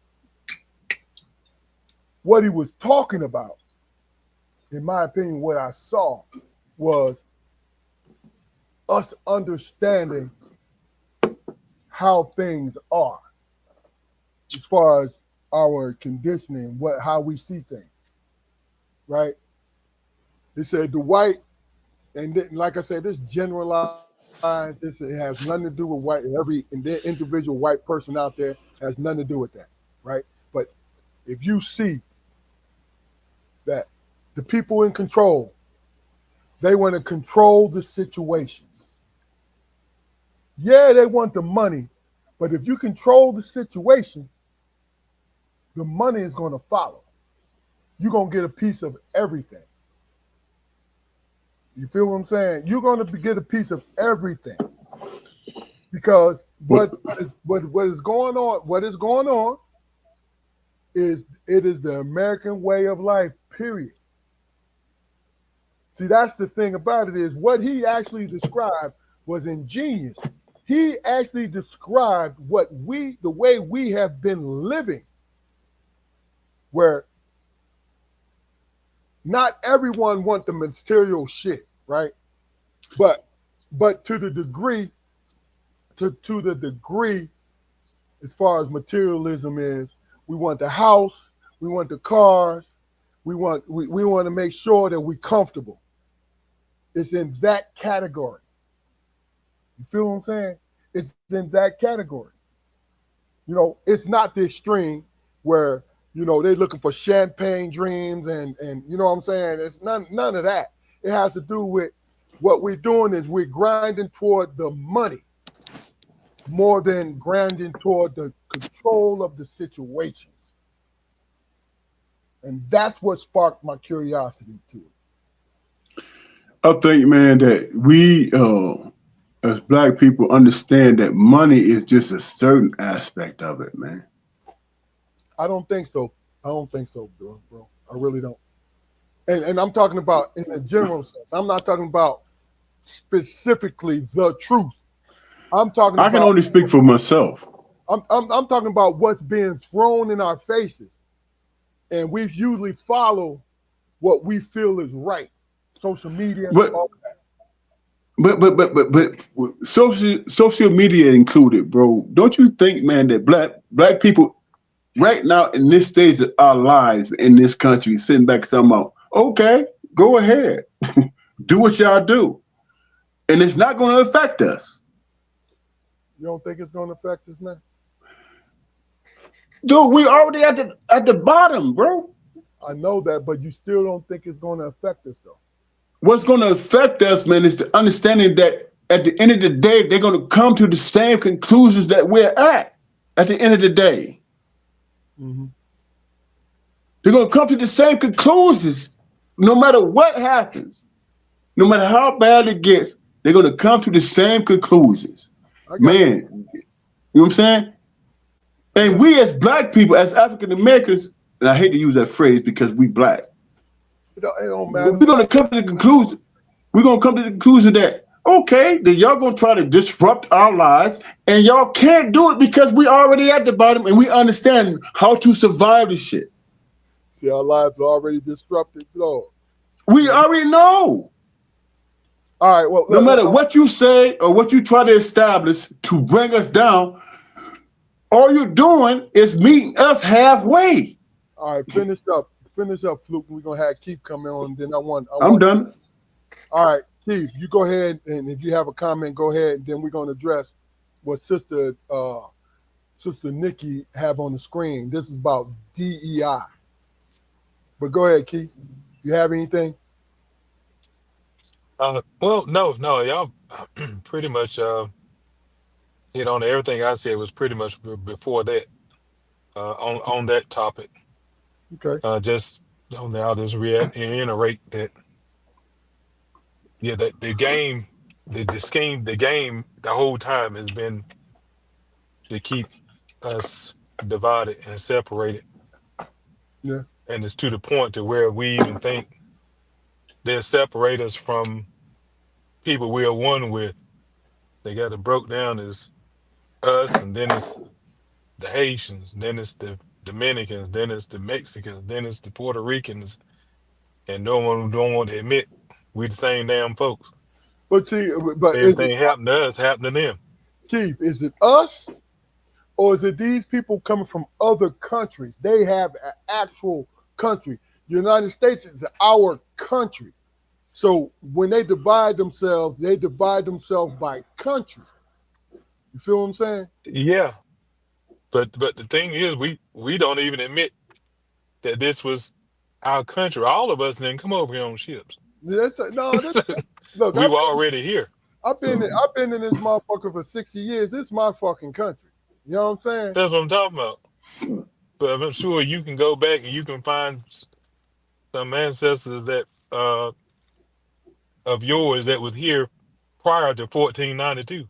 I get it. Man, I went to my So dad one day. I went to my dad one day and I said, man, we were talking about the all the Muslims talking about the X last names and all that shit. I went to my dad and I said, Dad, why won't you change our names to X? You know what he said? Man, we fucking earned that name. Get the fuck out of here. I get it. You see, see what I'm saying? I can name 5 people that earn that name, son. Yeah. Live with it. And this is what I give you. Just live. All right. Well, look. Let me do this real quick. Lori says DEI. She said earlier that DEI isn't about black people. Then after that, she followed up with white women. Then this is the pecking order. Then Hispanics, followed by Asians and Native Americans, and finally African Americans. LGBT people with disabilities and veterans come before black women. See, that's the thing. Understanding that people get caught up on the DEI, but am I wrong when I say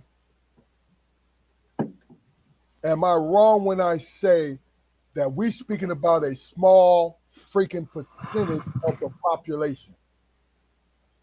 Yeah, mhm. you right in that because you are speaking about the small population, man. Because if you think about my own personal experience, bro, is that black women in my life is behind the scenes.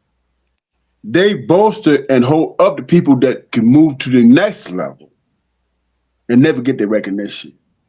I mean, but see, is it about recognition or is it about this actual survival, man? It's about the recognition because you don't move into those spaces unless there's somebody there to help you move into that situation, bro. But isn't it black and white, black and male and black women and men? Here's the thing, man. No, Here's no. the thing. I'm saying to you, No, am I no, wrong I'm, when I see it that wrong way? If I see it that way, I see it as black he- men he- and women pushing it forward. here's the thing, man. We are so caught up in that situation. We argue against each other. We don't see what the reality is. That's my point. That's my point. Why Yeah. the fuck The are we all reality is The reality is black women are in those positions where they can bolster black men and women. we all are. We all Bro, are. It's the let me ask you a question, man. no. Let's listen. You said that it's a division, which is I agree is totally correct. But I feel as though that we're all men and women. We're all in the same position, but we are divided because we are told we're divided. Yeah, That's just it's how programmed in us. Yeah, over centuries. Yeah. that's all I'm saying. Right. It is programmed. It is programmed, Here's bro. my perfect Go ahead, example. elaborate on that shit, Keith. Yeah, It is programmed. that's the whole design. If you're familiar with the Willie Lynch thing, the advice he told them how to separate us. See, he know we're the alpha. He don't want us to lead because if we lead, now we have them too. They coming with us. The black women are coming with us. But if they leading, there's separation between us. That's another way of defining. So what they'll do, they'll put them in the lead, and then they start saying, "I'm strong. I'm independent. I'm Everybody, this. I'm that." everybody gets dropped And off of power. he need to tighten his. He need to tighten up. Yeah, I make 6 figures. He make 40,000 a year. That kind of stuff. And then that's the separation. And we just by nature, the way we were designed, we don't care if she make 500,000 a year. We got our own stuff, and we still alpha. We still running it. we making it because Yeah. So being the head of the house, But see, here's my little small take on it, right? Understanding that it's not a great conspiracy, but it is people who fear the combination. Like I always had issue when they said the black woman is the backbone of the black family. I've never believed that. The reason why I never believed that is because the black man is the backbone and the black woman encases the backbone for protection. Right. That's what I've always seen. You understand? But see, when you isolate, whether or not they want to do it on purpose, they want to be malicious, you isolate, oh, the black woman is holding this down, right? But yes, but then there are black men who are equally doing the same thing, but they are blinded towards each other because they drinking the same fucking Kool-Aid. Yes. You just got a glass, I got a paper cup. Yeah. But here's the thing, though. That's easily deciphered, man. You can look. It's not, bro. You know why it's not? In my own personal opinion. Okay, I'm not disagreeing with you because we wouldn't be having this conversation if it was easy to decipher. But go ahead, give me your point, though, man. The reason why I say it's easy to decipher because we understand that that's the goal that they put against us. We understand that. But some of us believe because they got through the bullshit that black man is not on equal level. You know what I'm saying? I know personally myself where I was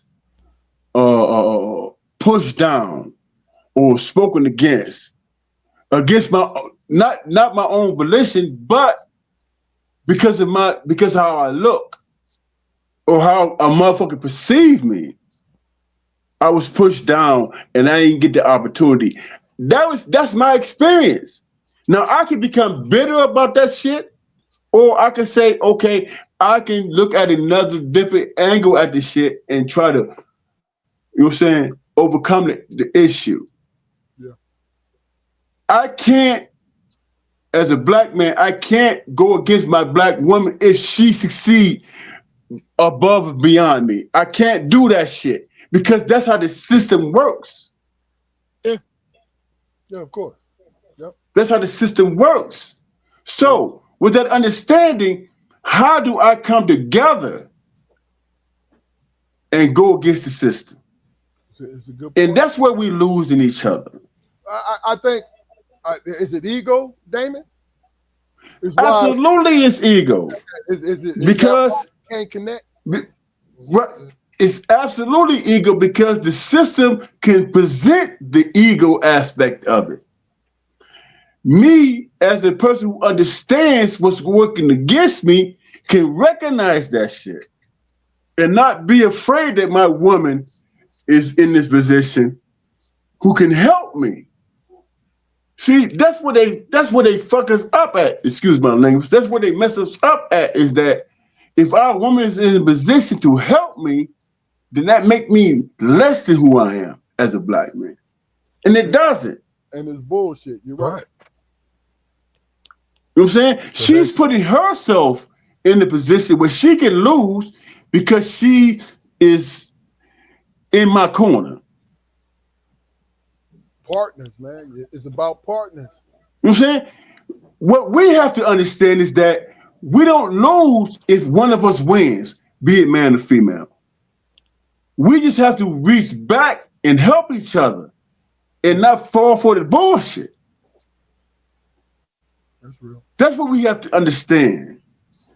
And then we sit back, especially in this time that we live in, and we look at what's going on and what's happening. And I'm like, man, that's the dumbest shit I have ever heard in my damn life. When a white person feeling bold and express themselves, and it's like, the hell are you talking about? Don't even make sense. You know, and they go through the process of convincing those of us that don't know any better that they're right in their argumentation and shit. And it's like, Damon, is Do it you really hear? Huh? is it the reasoning that no one a part of us seem to agree? So what they see, and I'm talking about these social media people. I'm not talking about all white people. I'm talking about these social media people. But here's the That, thing, bro. let me finish my question. Go ahead. Building these platforms, right, where they look in at us. They don't experience whatever we see. They look at what they get, right? And they come to their conclusion. Right. Real quick, so I want to get to Keith, man, and then we're going to close this thing up. Go ahead, bro. Keith, Mhm. being a single man, right? Okay. Looking for love. I'm going to let y'all ladies know he's looking for love. Y'all hit me up if y'all want to meet him. But being a This single brother always trying to hook you up. being a single man, he be bullshitting too, Fluke. But it is what it is. He know what he doing, man. I'm gonna give him the benefit of the doubt, bro. Yeah, being a single man out here in this world, right? What hope do you have for your own happiness?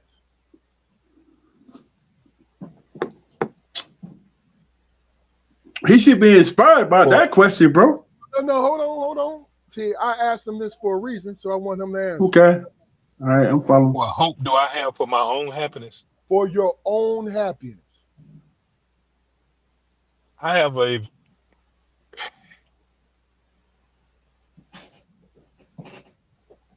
I have a lot of hope for my own happiness You can be happy. I mean, you can be honest. Go ahead. but it's gonna be from me. It's gonna be from me because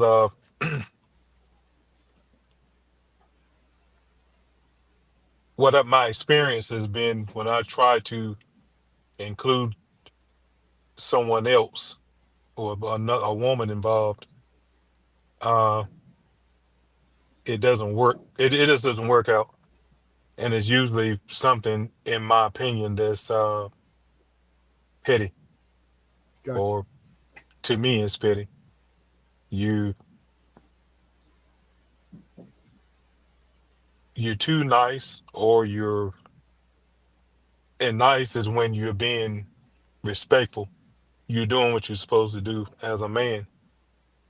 Uh, there's a set of worldly. When I say world, I mean the earth. It's a standard, or at least in our culture, it's a standard. And the standard is well, you have to. It's a certain way. You have to be stern, and then at the same time, you don't want to be too stern. You want to be, it's a whole. It's like baking a cake from scratch, and it varies from individual to individual. And what I think, to shorten the answer up, I have a problem because I'm hot or cold, one or the other. The in the middle stuff and being sensitive, I gotta speak a certain way.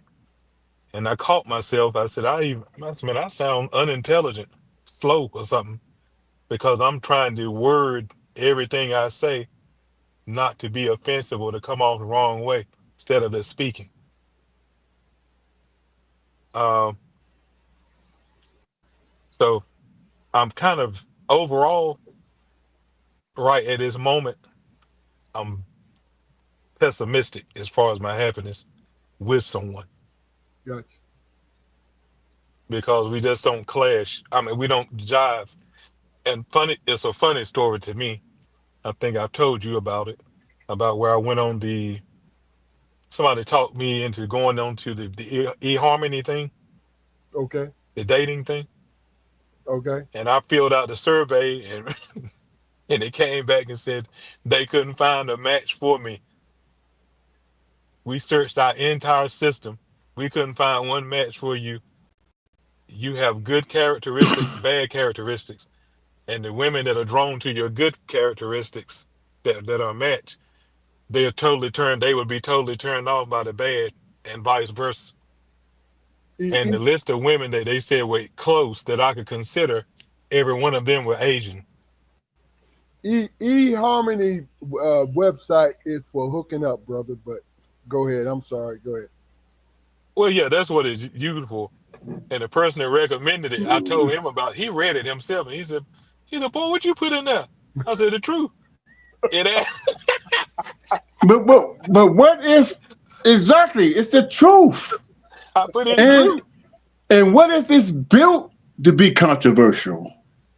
Which I believe it is. It is built to be controversial. It's a hookup. Right. So look. What's the Madison? The Christian. What is the Christian? What? One of them, all them joints, man, is a dating to hookup sites. That's what it is, man. Here's the crazy thing, man. If y'all allow me to say this, man. When I was in high school, I did my thing, man, because I fell under the auspices of my brother, man. You know, he was that guy. You know what I'm saying? And I was popular because of this dude. Right?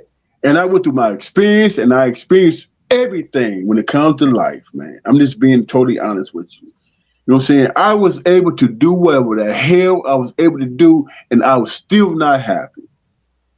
And when I got to college, I met this woman, man, that met the challenge for me. You know what I'm saying?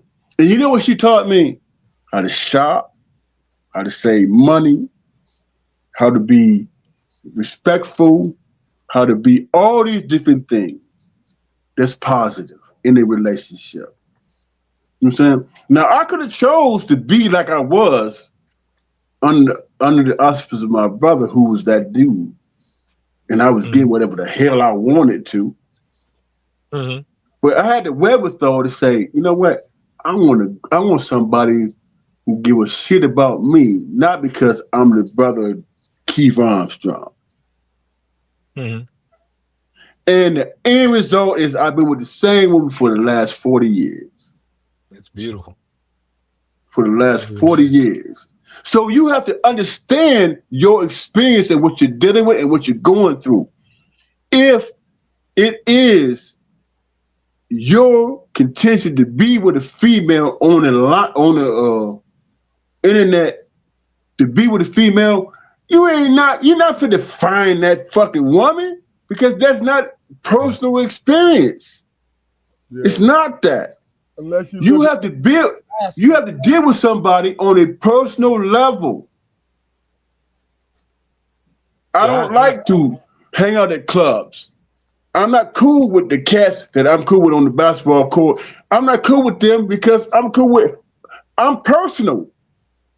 Mm-hmm. You know what I'm saying? I learned with my wife to be personal. I enjoy being with her by my goddamn self. Mm. Okay. That's what I like.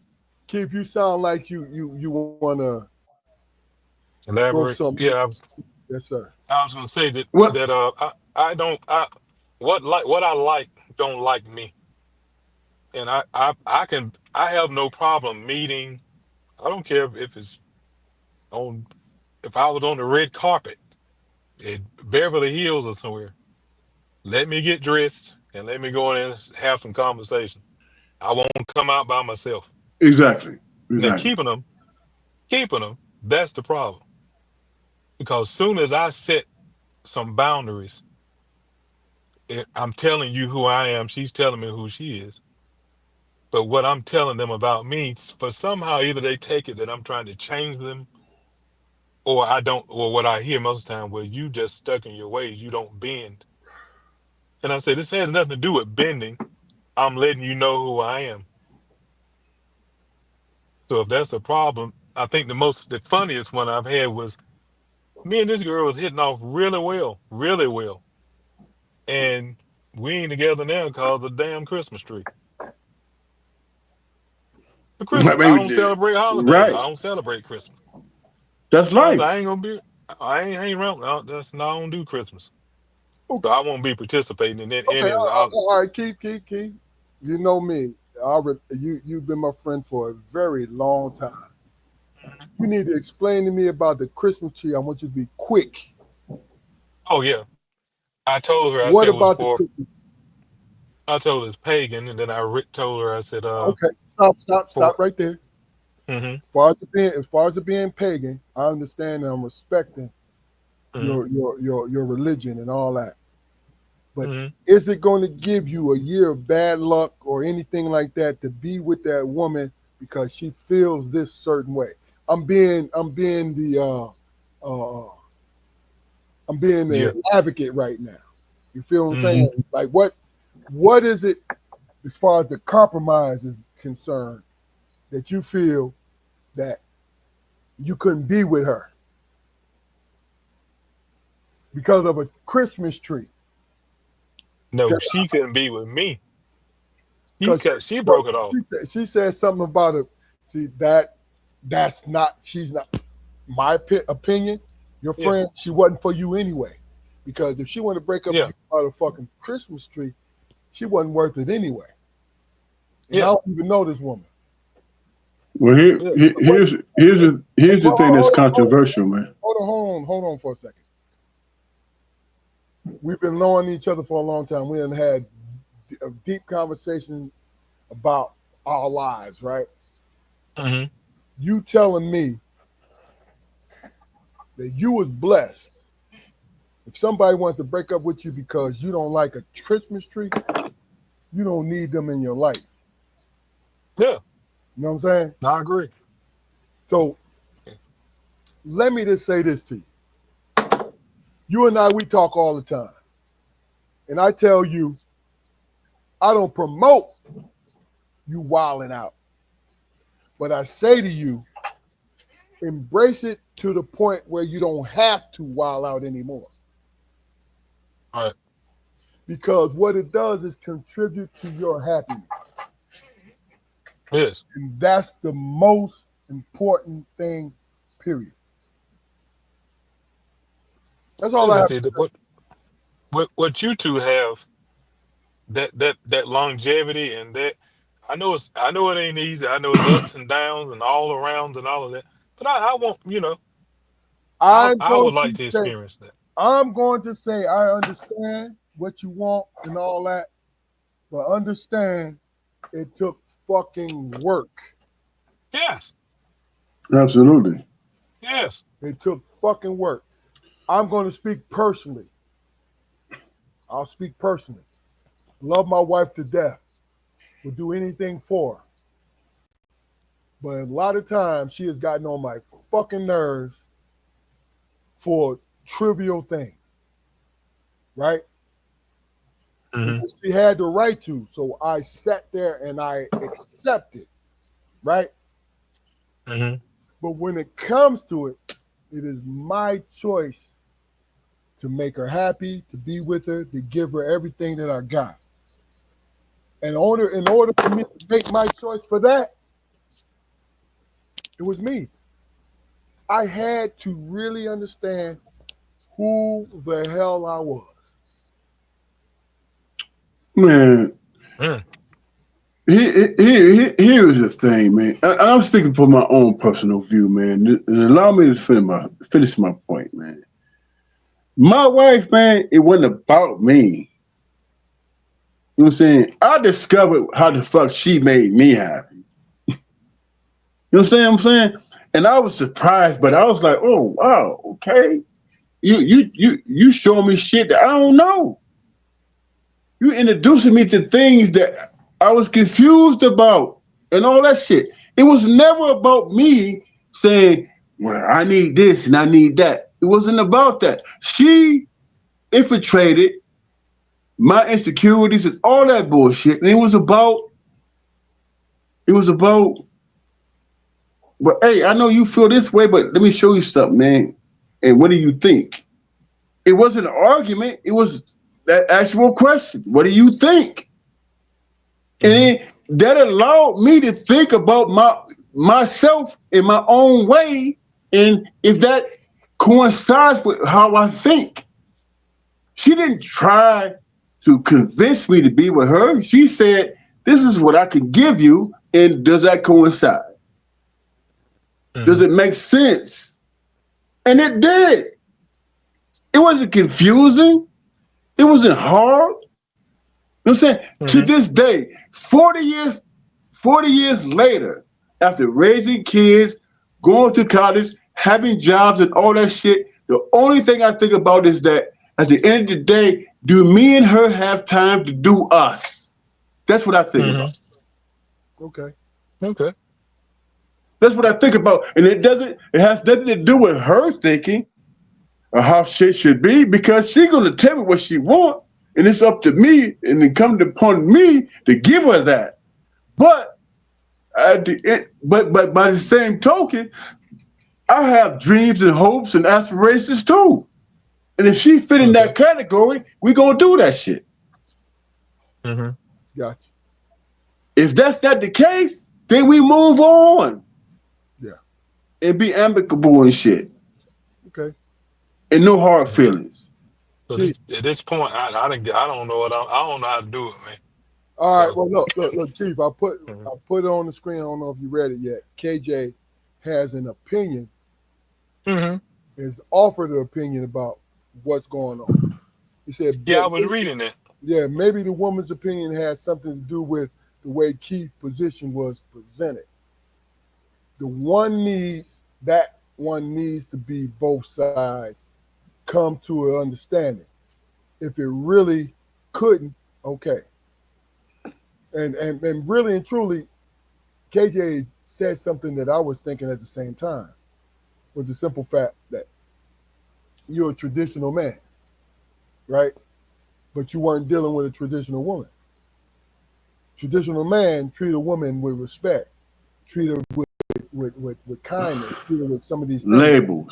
Labels, right. Treat her with all these different things, right? But she wasn't thinking about that. What she's thinking about is the poom poom was magical. Her looks was magical. You was mesmerized by her.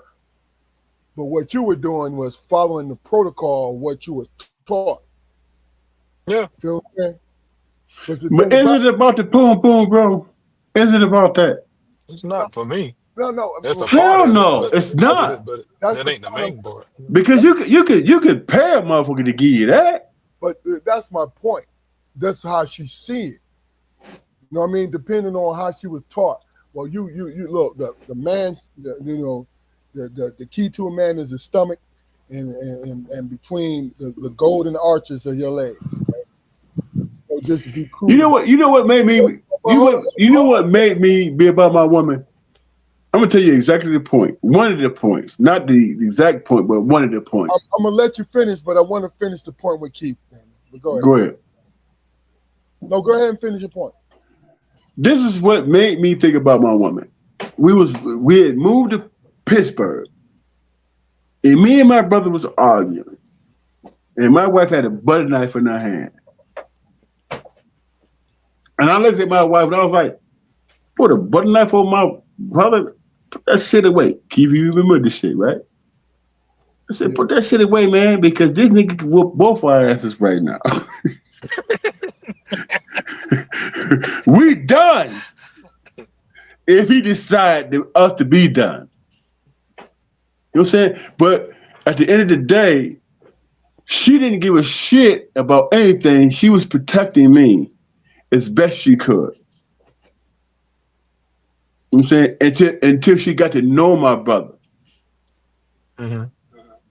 And once she got to know my brother, it wasn't about putting a knife on him. It was like, this nigga getting on my goddamn nerve.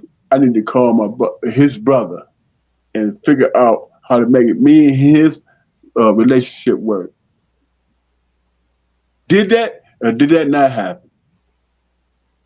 I mean, it happened. Yeah, of course. Okay, that let me know then that woman was about me because she went to the source, bruh, to make us happy. Yeah. I mean, and that Even though she put a butter knife on him when she didn't know him. So my point is this. She had to look beyond her own personal self in terms of our relationship to make us work, even though she pulled a butter knife. Yeah. You feel me? And she went to the source. Hey man, this nigga over here getting on my damn nerves. How do I deal with him? And please forgive me for pulling the butter knife. And she was about me. That let me know that she went beyond herself when she was defending herself in me to be about me, to find out how to deal with me. That let me know that she wanted to be with me. I got you. And she went to the source. Mhm. Even though she was combative with the source. Okay. Okay. All right. Well, Keith. Mhm. As I was saying to you, is the only person that's actually, when it comes to your relationship, that really means something is you on how you see things. You know what I'm saying? Like KJ said, he added, maybe the woman's position had something to do with KJ, what's up, bro? the way Keith's position was presented, right? I'm reading this over again because I want you to understand where it's coming from when he says it. Mhm. That one needs to have both sides come to an understanding. If it really couldn't, okay. Now, Okay. what I see when he says this thing, right? And I want you to answer, and then we're gonna close this. We're gonna close this thing up. Um, he feels as though you should have came at her from straight gate, like, yo, this is me, this is what's up, blah blah blah, bit bit bit, right? And I spoke on it, and you was being traditional, like, yo, I'm going to wine and dine you, date you, and do these different things. But it has a lot to do with the mindset of the person that you were dealing with. If that person has a selfish mindset, if they have a selfish mindset, brother, it don't make a difference how well you do. I know. I learned that the hard way. And look, the smallest thing, think about it. Yeah. I never gave you any advice, but the one thing I always reiterate was, how do you feel? Because that's what matters. You feel me? Because Oh yeah. you could tell me, I can tell you, you don't know my wife, right? But I can tell Mhm. you when we sitting up there bonding, man, my wife don't understand and dump on that bullshit and blah, blah, blah, bit, bit, bit, right? You getting Mhm. one side of it, right? But you never hear what kind of person I am who's receiving that shit, or whoever who provoked it, maybe. You feel what I'm saying? What I'm doing is helping you to hear my cry. But what I did to Mhm. you as a friend is like, hey, you, what the fuck am I lying to you? Am I lying No. right now? What the fuck is you doing? Yeah. How the fuck do you see it? Because that's the important part of it. You telling me how you can spoil a woman, that's cool. I get it, right? But then we got Mhm. to analyze why you spoiling her like that. You feel me? And Without that's the thing. I don't consider it spoiling. I'm just exactly. being me. That's my I'm point. having a good time. That's my A point. woman know what the hell she want. Here's the thing, bro. Just like I said last week, my wife say, it's Mother's Day and so on and so forth. What you gonna do for me? Whatever, I'm gonna let you decide. That's her thing. I'm gonna let you decide.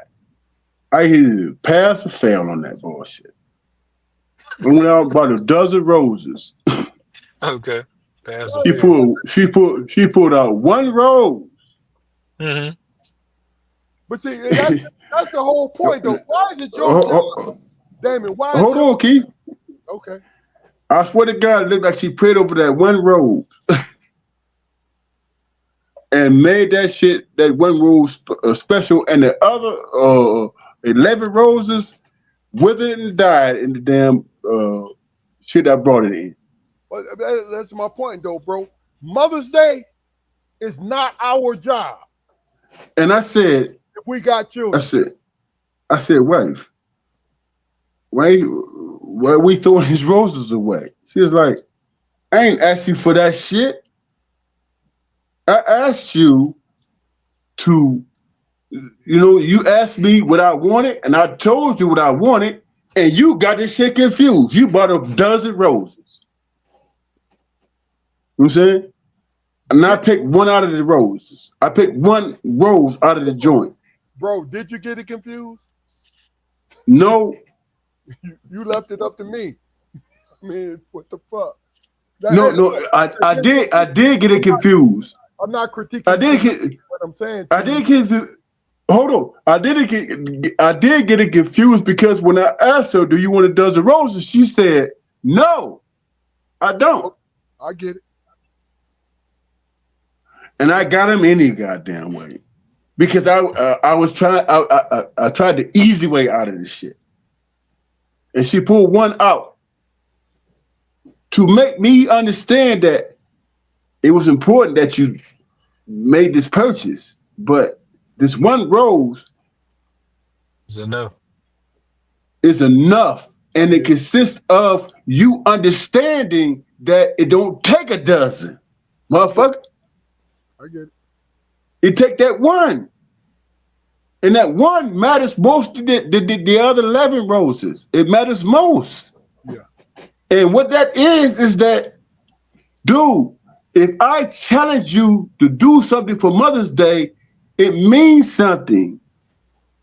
Not that superficial shit. I get it. I could have bought her a diamond watch or a ring. And she could have had the same attitude. What mattered most to her is us, what our life means, and all that. And you buying a dozen roses is that you just trying to placate me. You're just trying to placate me. And that's what women think about, how we placate them. Whoa, because I chose you as my woman. Okay, no. Other than anybody else, that should mean anything if I buy you a watch that's okay. So $2,000 or $3,000. I've done that before.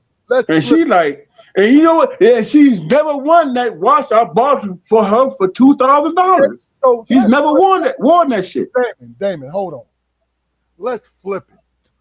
And this is the last thing of the day. Let's fucking flip it. What the fuck has been done for you?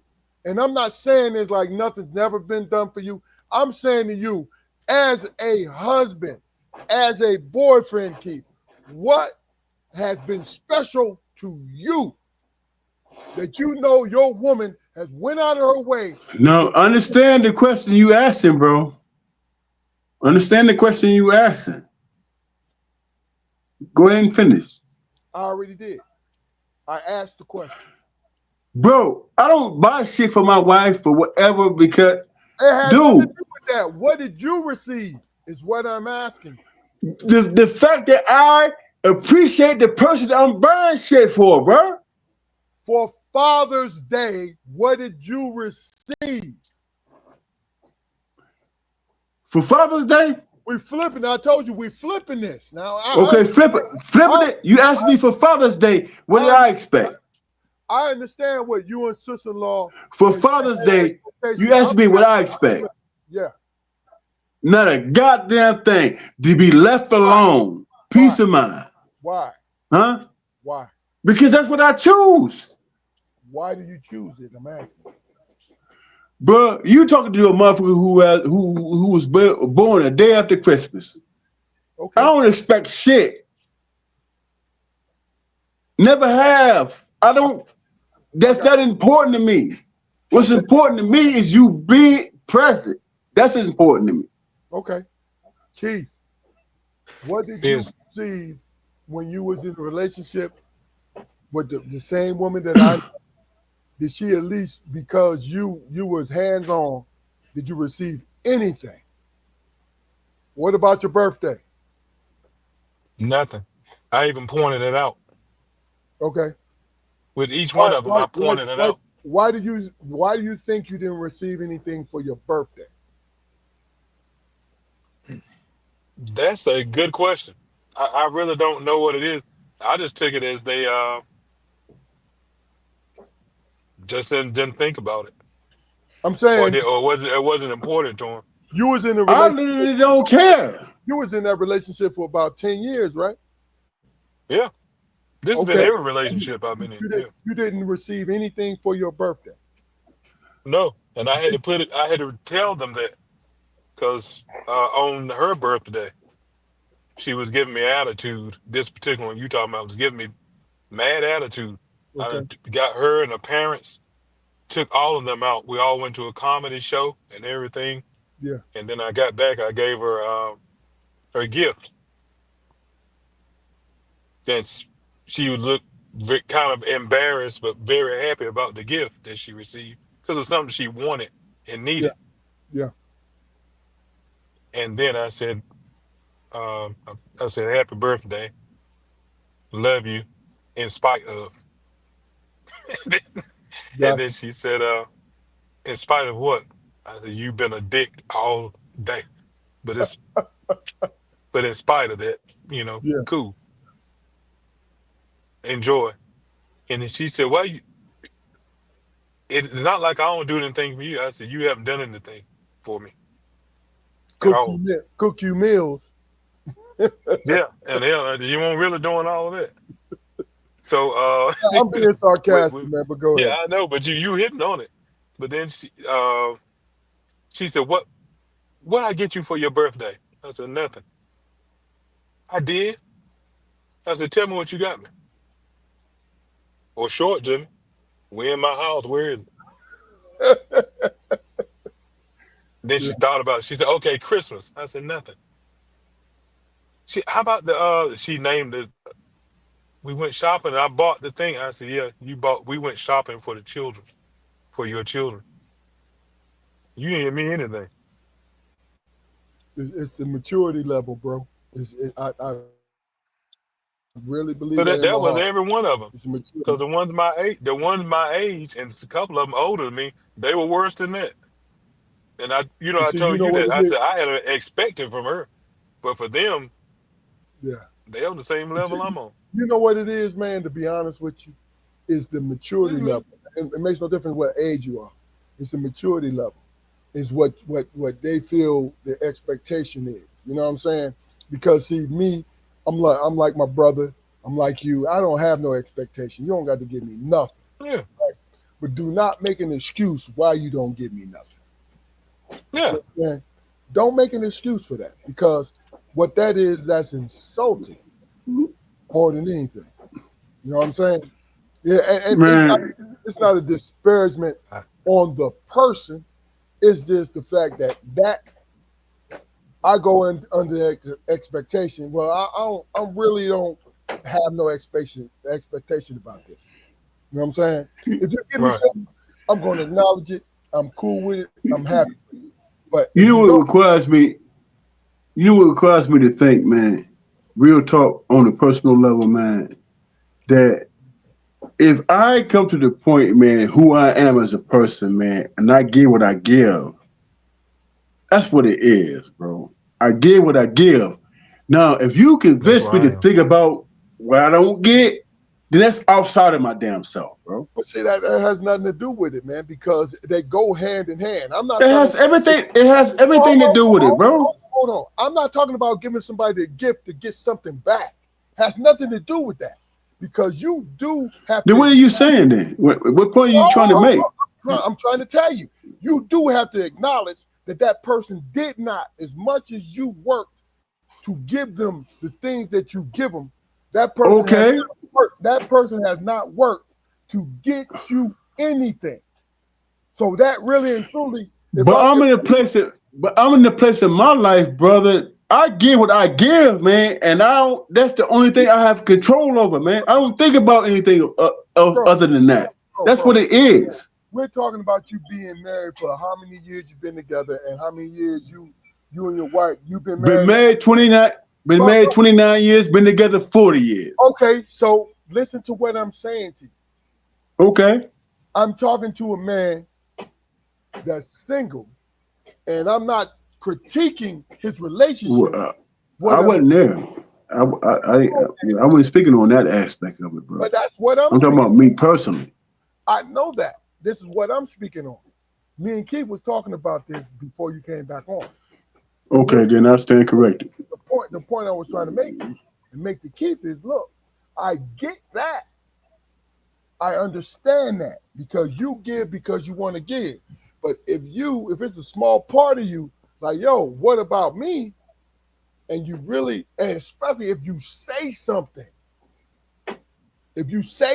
about not receiving something, then you got to go back to the drawing board like, yo. Yeah, I agree with that. Be here. But my wife never put me in that position, bro. I didn't say she did. I didn't say you say she did. What I'm saying is, bro, in my relationship, it was about give and take. It's about understanding what you give and what you receive.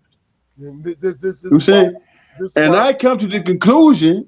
That I can only give what I give. Nobody's in control of that shit, bro. Nobody.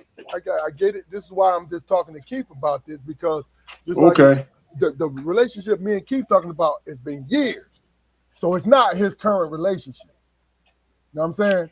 And he and I have talked about this stuff. And really and truly, when I say we talked about it, it was. I wasn't like, yo, you need to do this, you need to do that. No, it wasn't like that. Correct me if I'm wrong, Keith. It wasn't like that. Yeah. I just asked you, well, look, what about you? If you know what I'm saying? That's always been my concern. Well, what about you? Because Keith is a good brother, and he goes through his maturation process. At the end of the day, I truly believe he's going to find the person that he needs in his life. I believe that. I do because I experienced that in my life. I do too. That's why I talk to y'all because I call you guys the masters because you've navigated this stuff. Hey, compared to me. Keith, it's all about conversation. We have conversation. You know what I mean? Yeah. Because as much as I care about my wife and love her to death, I've made mistakes. You understand what I'm saying? And she's made mistakes. I agree with that. What y'all do when the conversation is not you making conversation, but it's not productive? They not having conversation. They keeping it petty or they keeping it stupid or something. Me personally, I ball the fuck out because I'm not gonna sit up here. I'm mature to the point now. Now this is maturity I just received. I am mature to the point, just receiving this maturity, where I walk away like, yo, go ahead, you mad? I'll get back with you a little later. Right. But here's my side of it, KB. Here's my side of it. Mm-hmm. You can come to that conclusion if you're on a selfish level. And I'm not making judgment against anybody. I'm saying in my own personal aspect of it. If I choose to be this person in this relationship, I have to deal with the situation as it is. I'm saying if I give my whole self and the person don't accept my whole self, and it doesn't work out, and it doesn't work out. No hard feelings. That's what it is. And I'm not going to take it personal because if I do, it's going to disrupt my life and make my life messed up. Yeah. Because I'm angry and despondent and all that bullshit. I'm not going to do that. I'm too old to do that, man.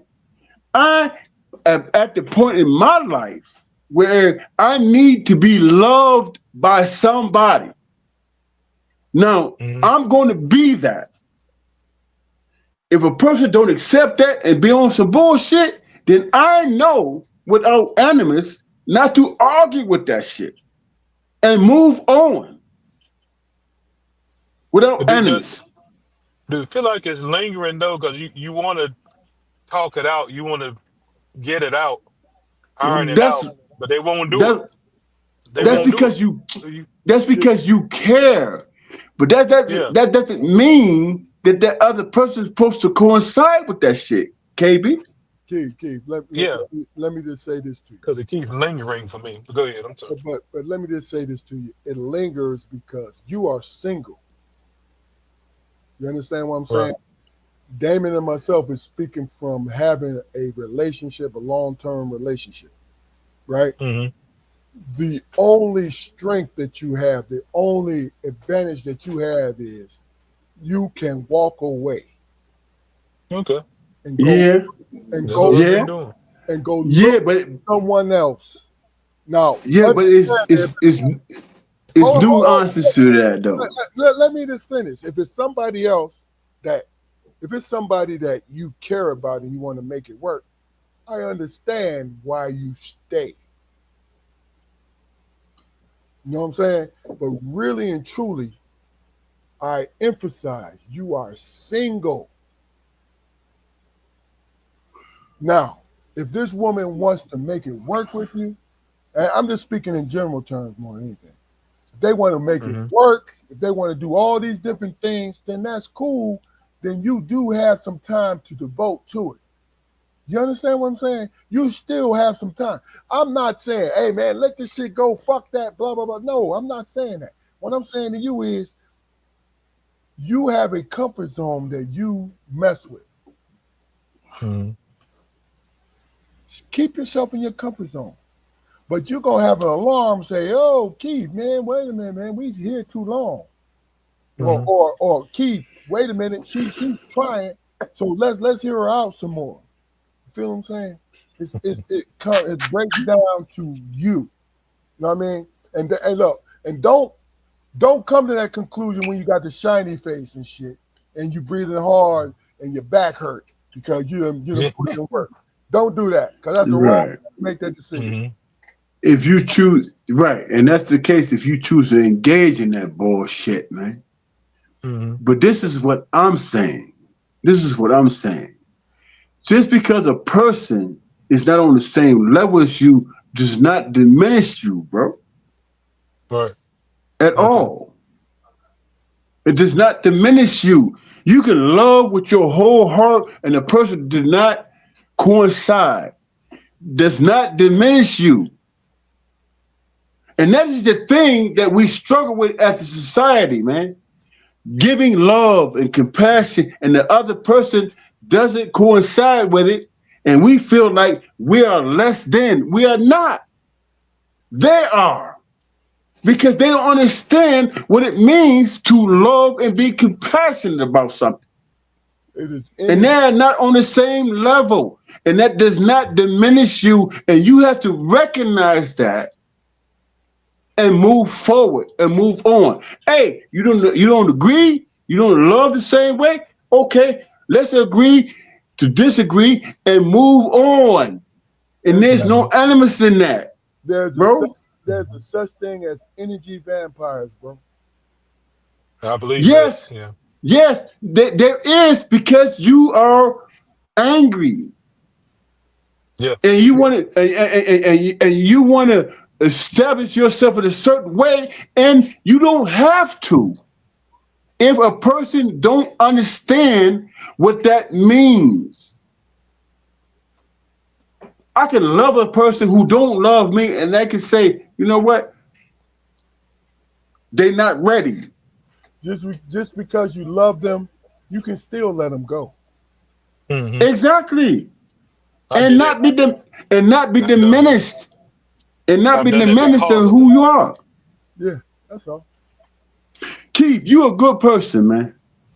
Thanks, From man. what I know about you, you're a good person, and you're about that. If a woman don't recognize that, that is not your issue. That's their issue. Yeah, And the crazy part about it is we all at a certain age where we understand that. If Mm-hmm. we choose not to understand that, that's because we want to be combative and shit. I'm not finna argue with somebody who don't understand love and compassion yeah. and respect. I'm not finna argue with a person who don't understand that. That's their issue. And that's not to say that at some point in time they don't figure that shit out in their life. But that's not your issue. Your issue is that I'm gonna love and be who I am. If you don't respect that, then that's your shit. Mm-hmm. And I'm gonna be okay with that. All right, well, look, we're gonna end this because we're going on 3 hours, man. And it's been great conversations. And Oh yeah.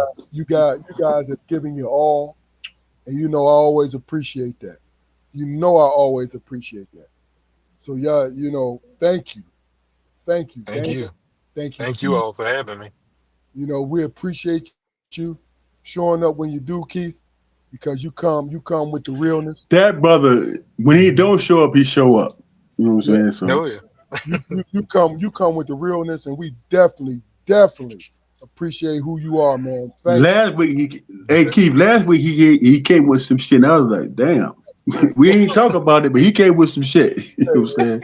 There's no doubt about that because here truck driver. Hey Keith, shout your business out, man. If it works that way, let them know what you do, and if you want to give them contacts and all that, that's cool, man. But yeah, send them to me if you want me to do that in the near future. You know what I mean? Because Okay. it might be somebody watching that really and truly support independent truckers. Okay. Yes. Yes. I'm. The name of the business is Keithy Bees. It's my name. KEITHIEB'' Transportation LLC. And I'm over the road truck driver. I have my own semi. I have a 53-foot drive-in trailer, and I find my own work. I go online. I find my own work, and I do support. I've been looking for black businesses to support because I guess sometimes, yeah, I know you want to go through brokers and different things, but if you need somebody that you can just call and say, "Hey, I got something that needs moved," you can reach me. Email is Keithy B's Transportation LLC at gmail.com, and just hit me up and let me know what you got. And I don't mind. I'll come and help you move whatever you have. Um, Well, and I'm gonna do move my mean part. I'll drive and deliver. I ain't picking up nothing. But I ain't want to throw that word "move" out there too loosely. But No doubt, no doubt, no doubt. No, look, no, he legitimate. He's a legitimate long hauler. Is what he does. exactly, yeah. But I help you get it there. And I say a lot of times, if you brothers or sisters, when y'all got something that need moved or need transported, and you want a better rate than probably what another shipper or something would give you, you let me know. I'll help you out. I'm gonna look out for you, bro. No Okay, doubt, brother. good, good. No doubt. 'Cause it's Look, warming up now. I can come up that way. look, Because this man to is be independent. to be truly honest, we need a brother like you, man, for real. Yeah, that's what I was saying. The bartering system is not dead. He's not dead. Nuh-uh. You know, So, hey, look, my man. Thank you for coming through, Damon. Thank you for bringing the heat, brother. You know what I'm saying? It was a Yes, great show. yes, sir. In my opinion, it was a great episode. We did what we did. Jaquari, we see you next week, brother. And we did what we did. Damon, like I said, you came on strong. You did your thing. You know what I mean? And Yes, sir. I let you live. You gave us everything. I Yes. thank you for that. Yeah, great job. But look, first of all, we had room to let you do your thing. You know what I'm saying? Hmm. Some days when we got enough people, I need you to go in and be strategic and say your piece and then let us go to the next thing. But today, You know, I let you just give us your hit. We heard your cry. And your cry was enormous. Thank you, Damon. Great job. Key, always a pleasure. Appreciate it. Always a pleasure to you, man. Always a pleasure. Thank you. We appreciate you, bro. Anytime. Love you, brothers. I'm glad. I want you all to know that Love I you. Love really you too, appreciate bro. you talking to me. Love you Let me too, be man. a part of it. Hey, keep with your consistent ass. It's going. Look, your situation's gonna change, man. It's just the fact My that man. we got to get you. We got to get you around some of them old. You know, we got to get you around some real country girls, not the ones who think they stars. Well, I ain't trying to do that, baby. No, Hey, no, but you as a man, my you man, that know. dude. He know what I'm talking about. You know, around them stars. Cause see, when you're not looking, that's when what you need comes straight to you. You know what I'm I appreciate you, bro. Oh yeah. Real I talk. appreciate you too, man. I appreciate both of you. Thank saying? you. Damon and Keith, thank y'all tonight, man. This is a Strong Perspective podcast, and we out.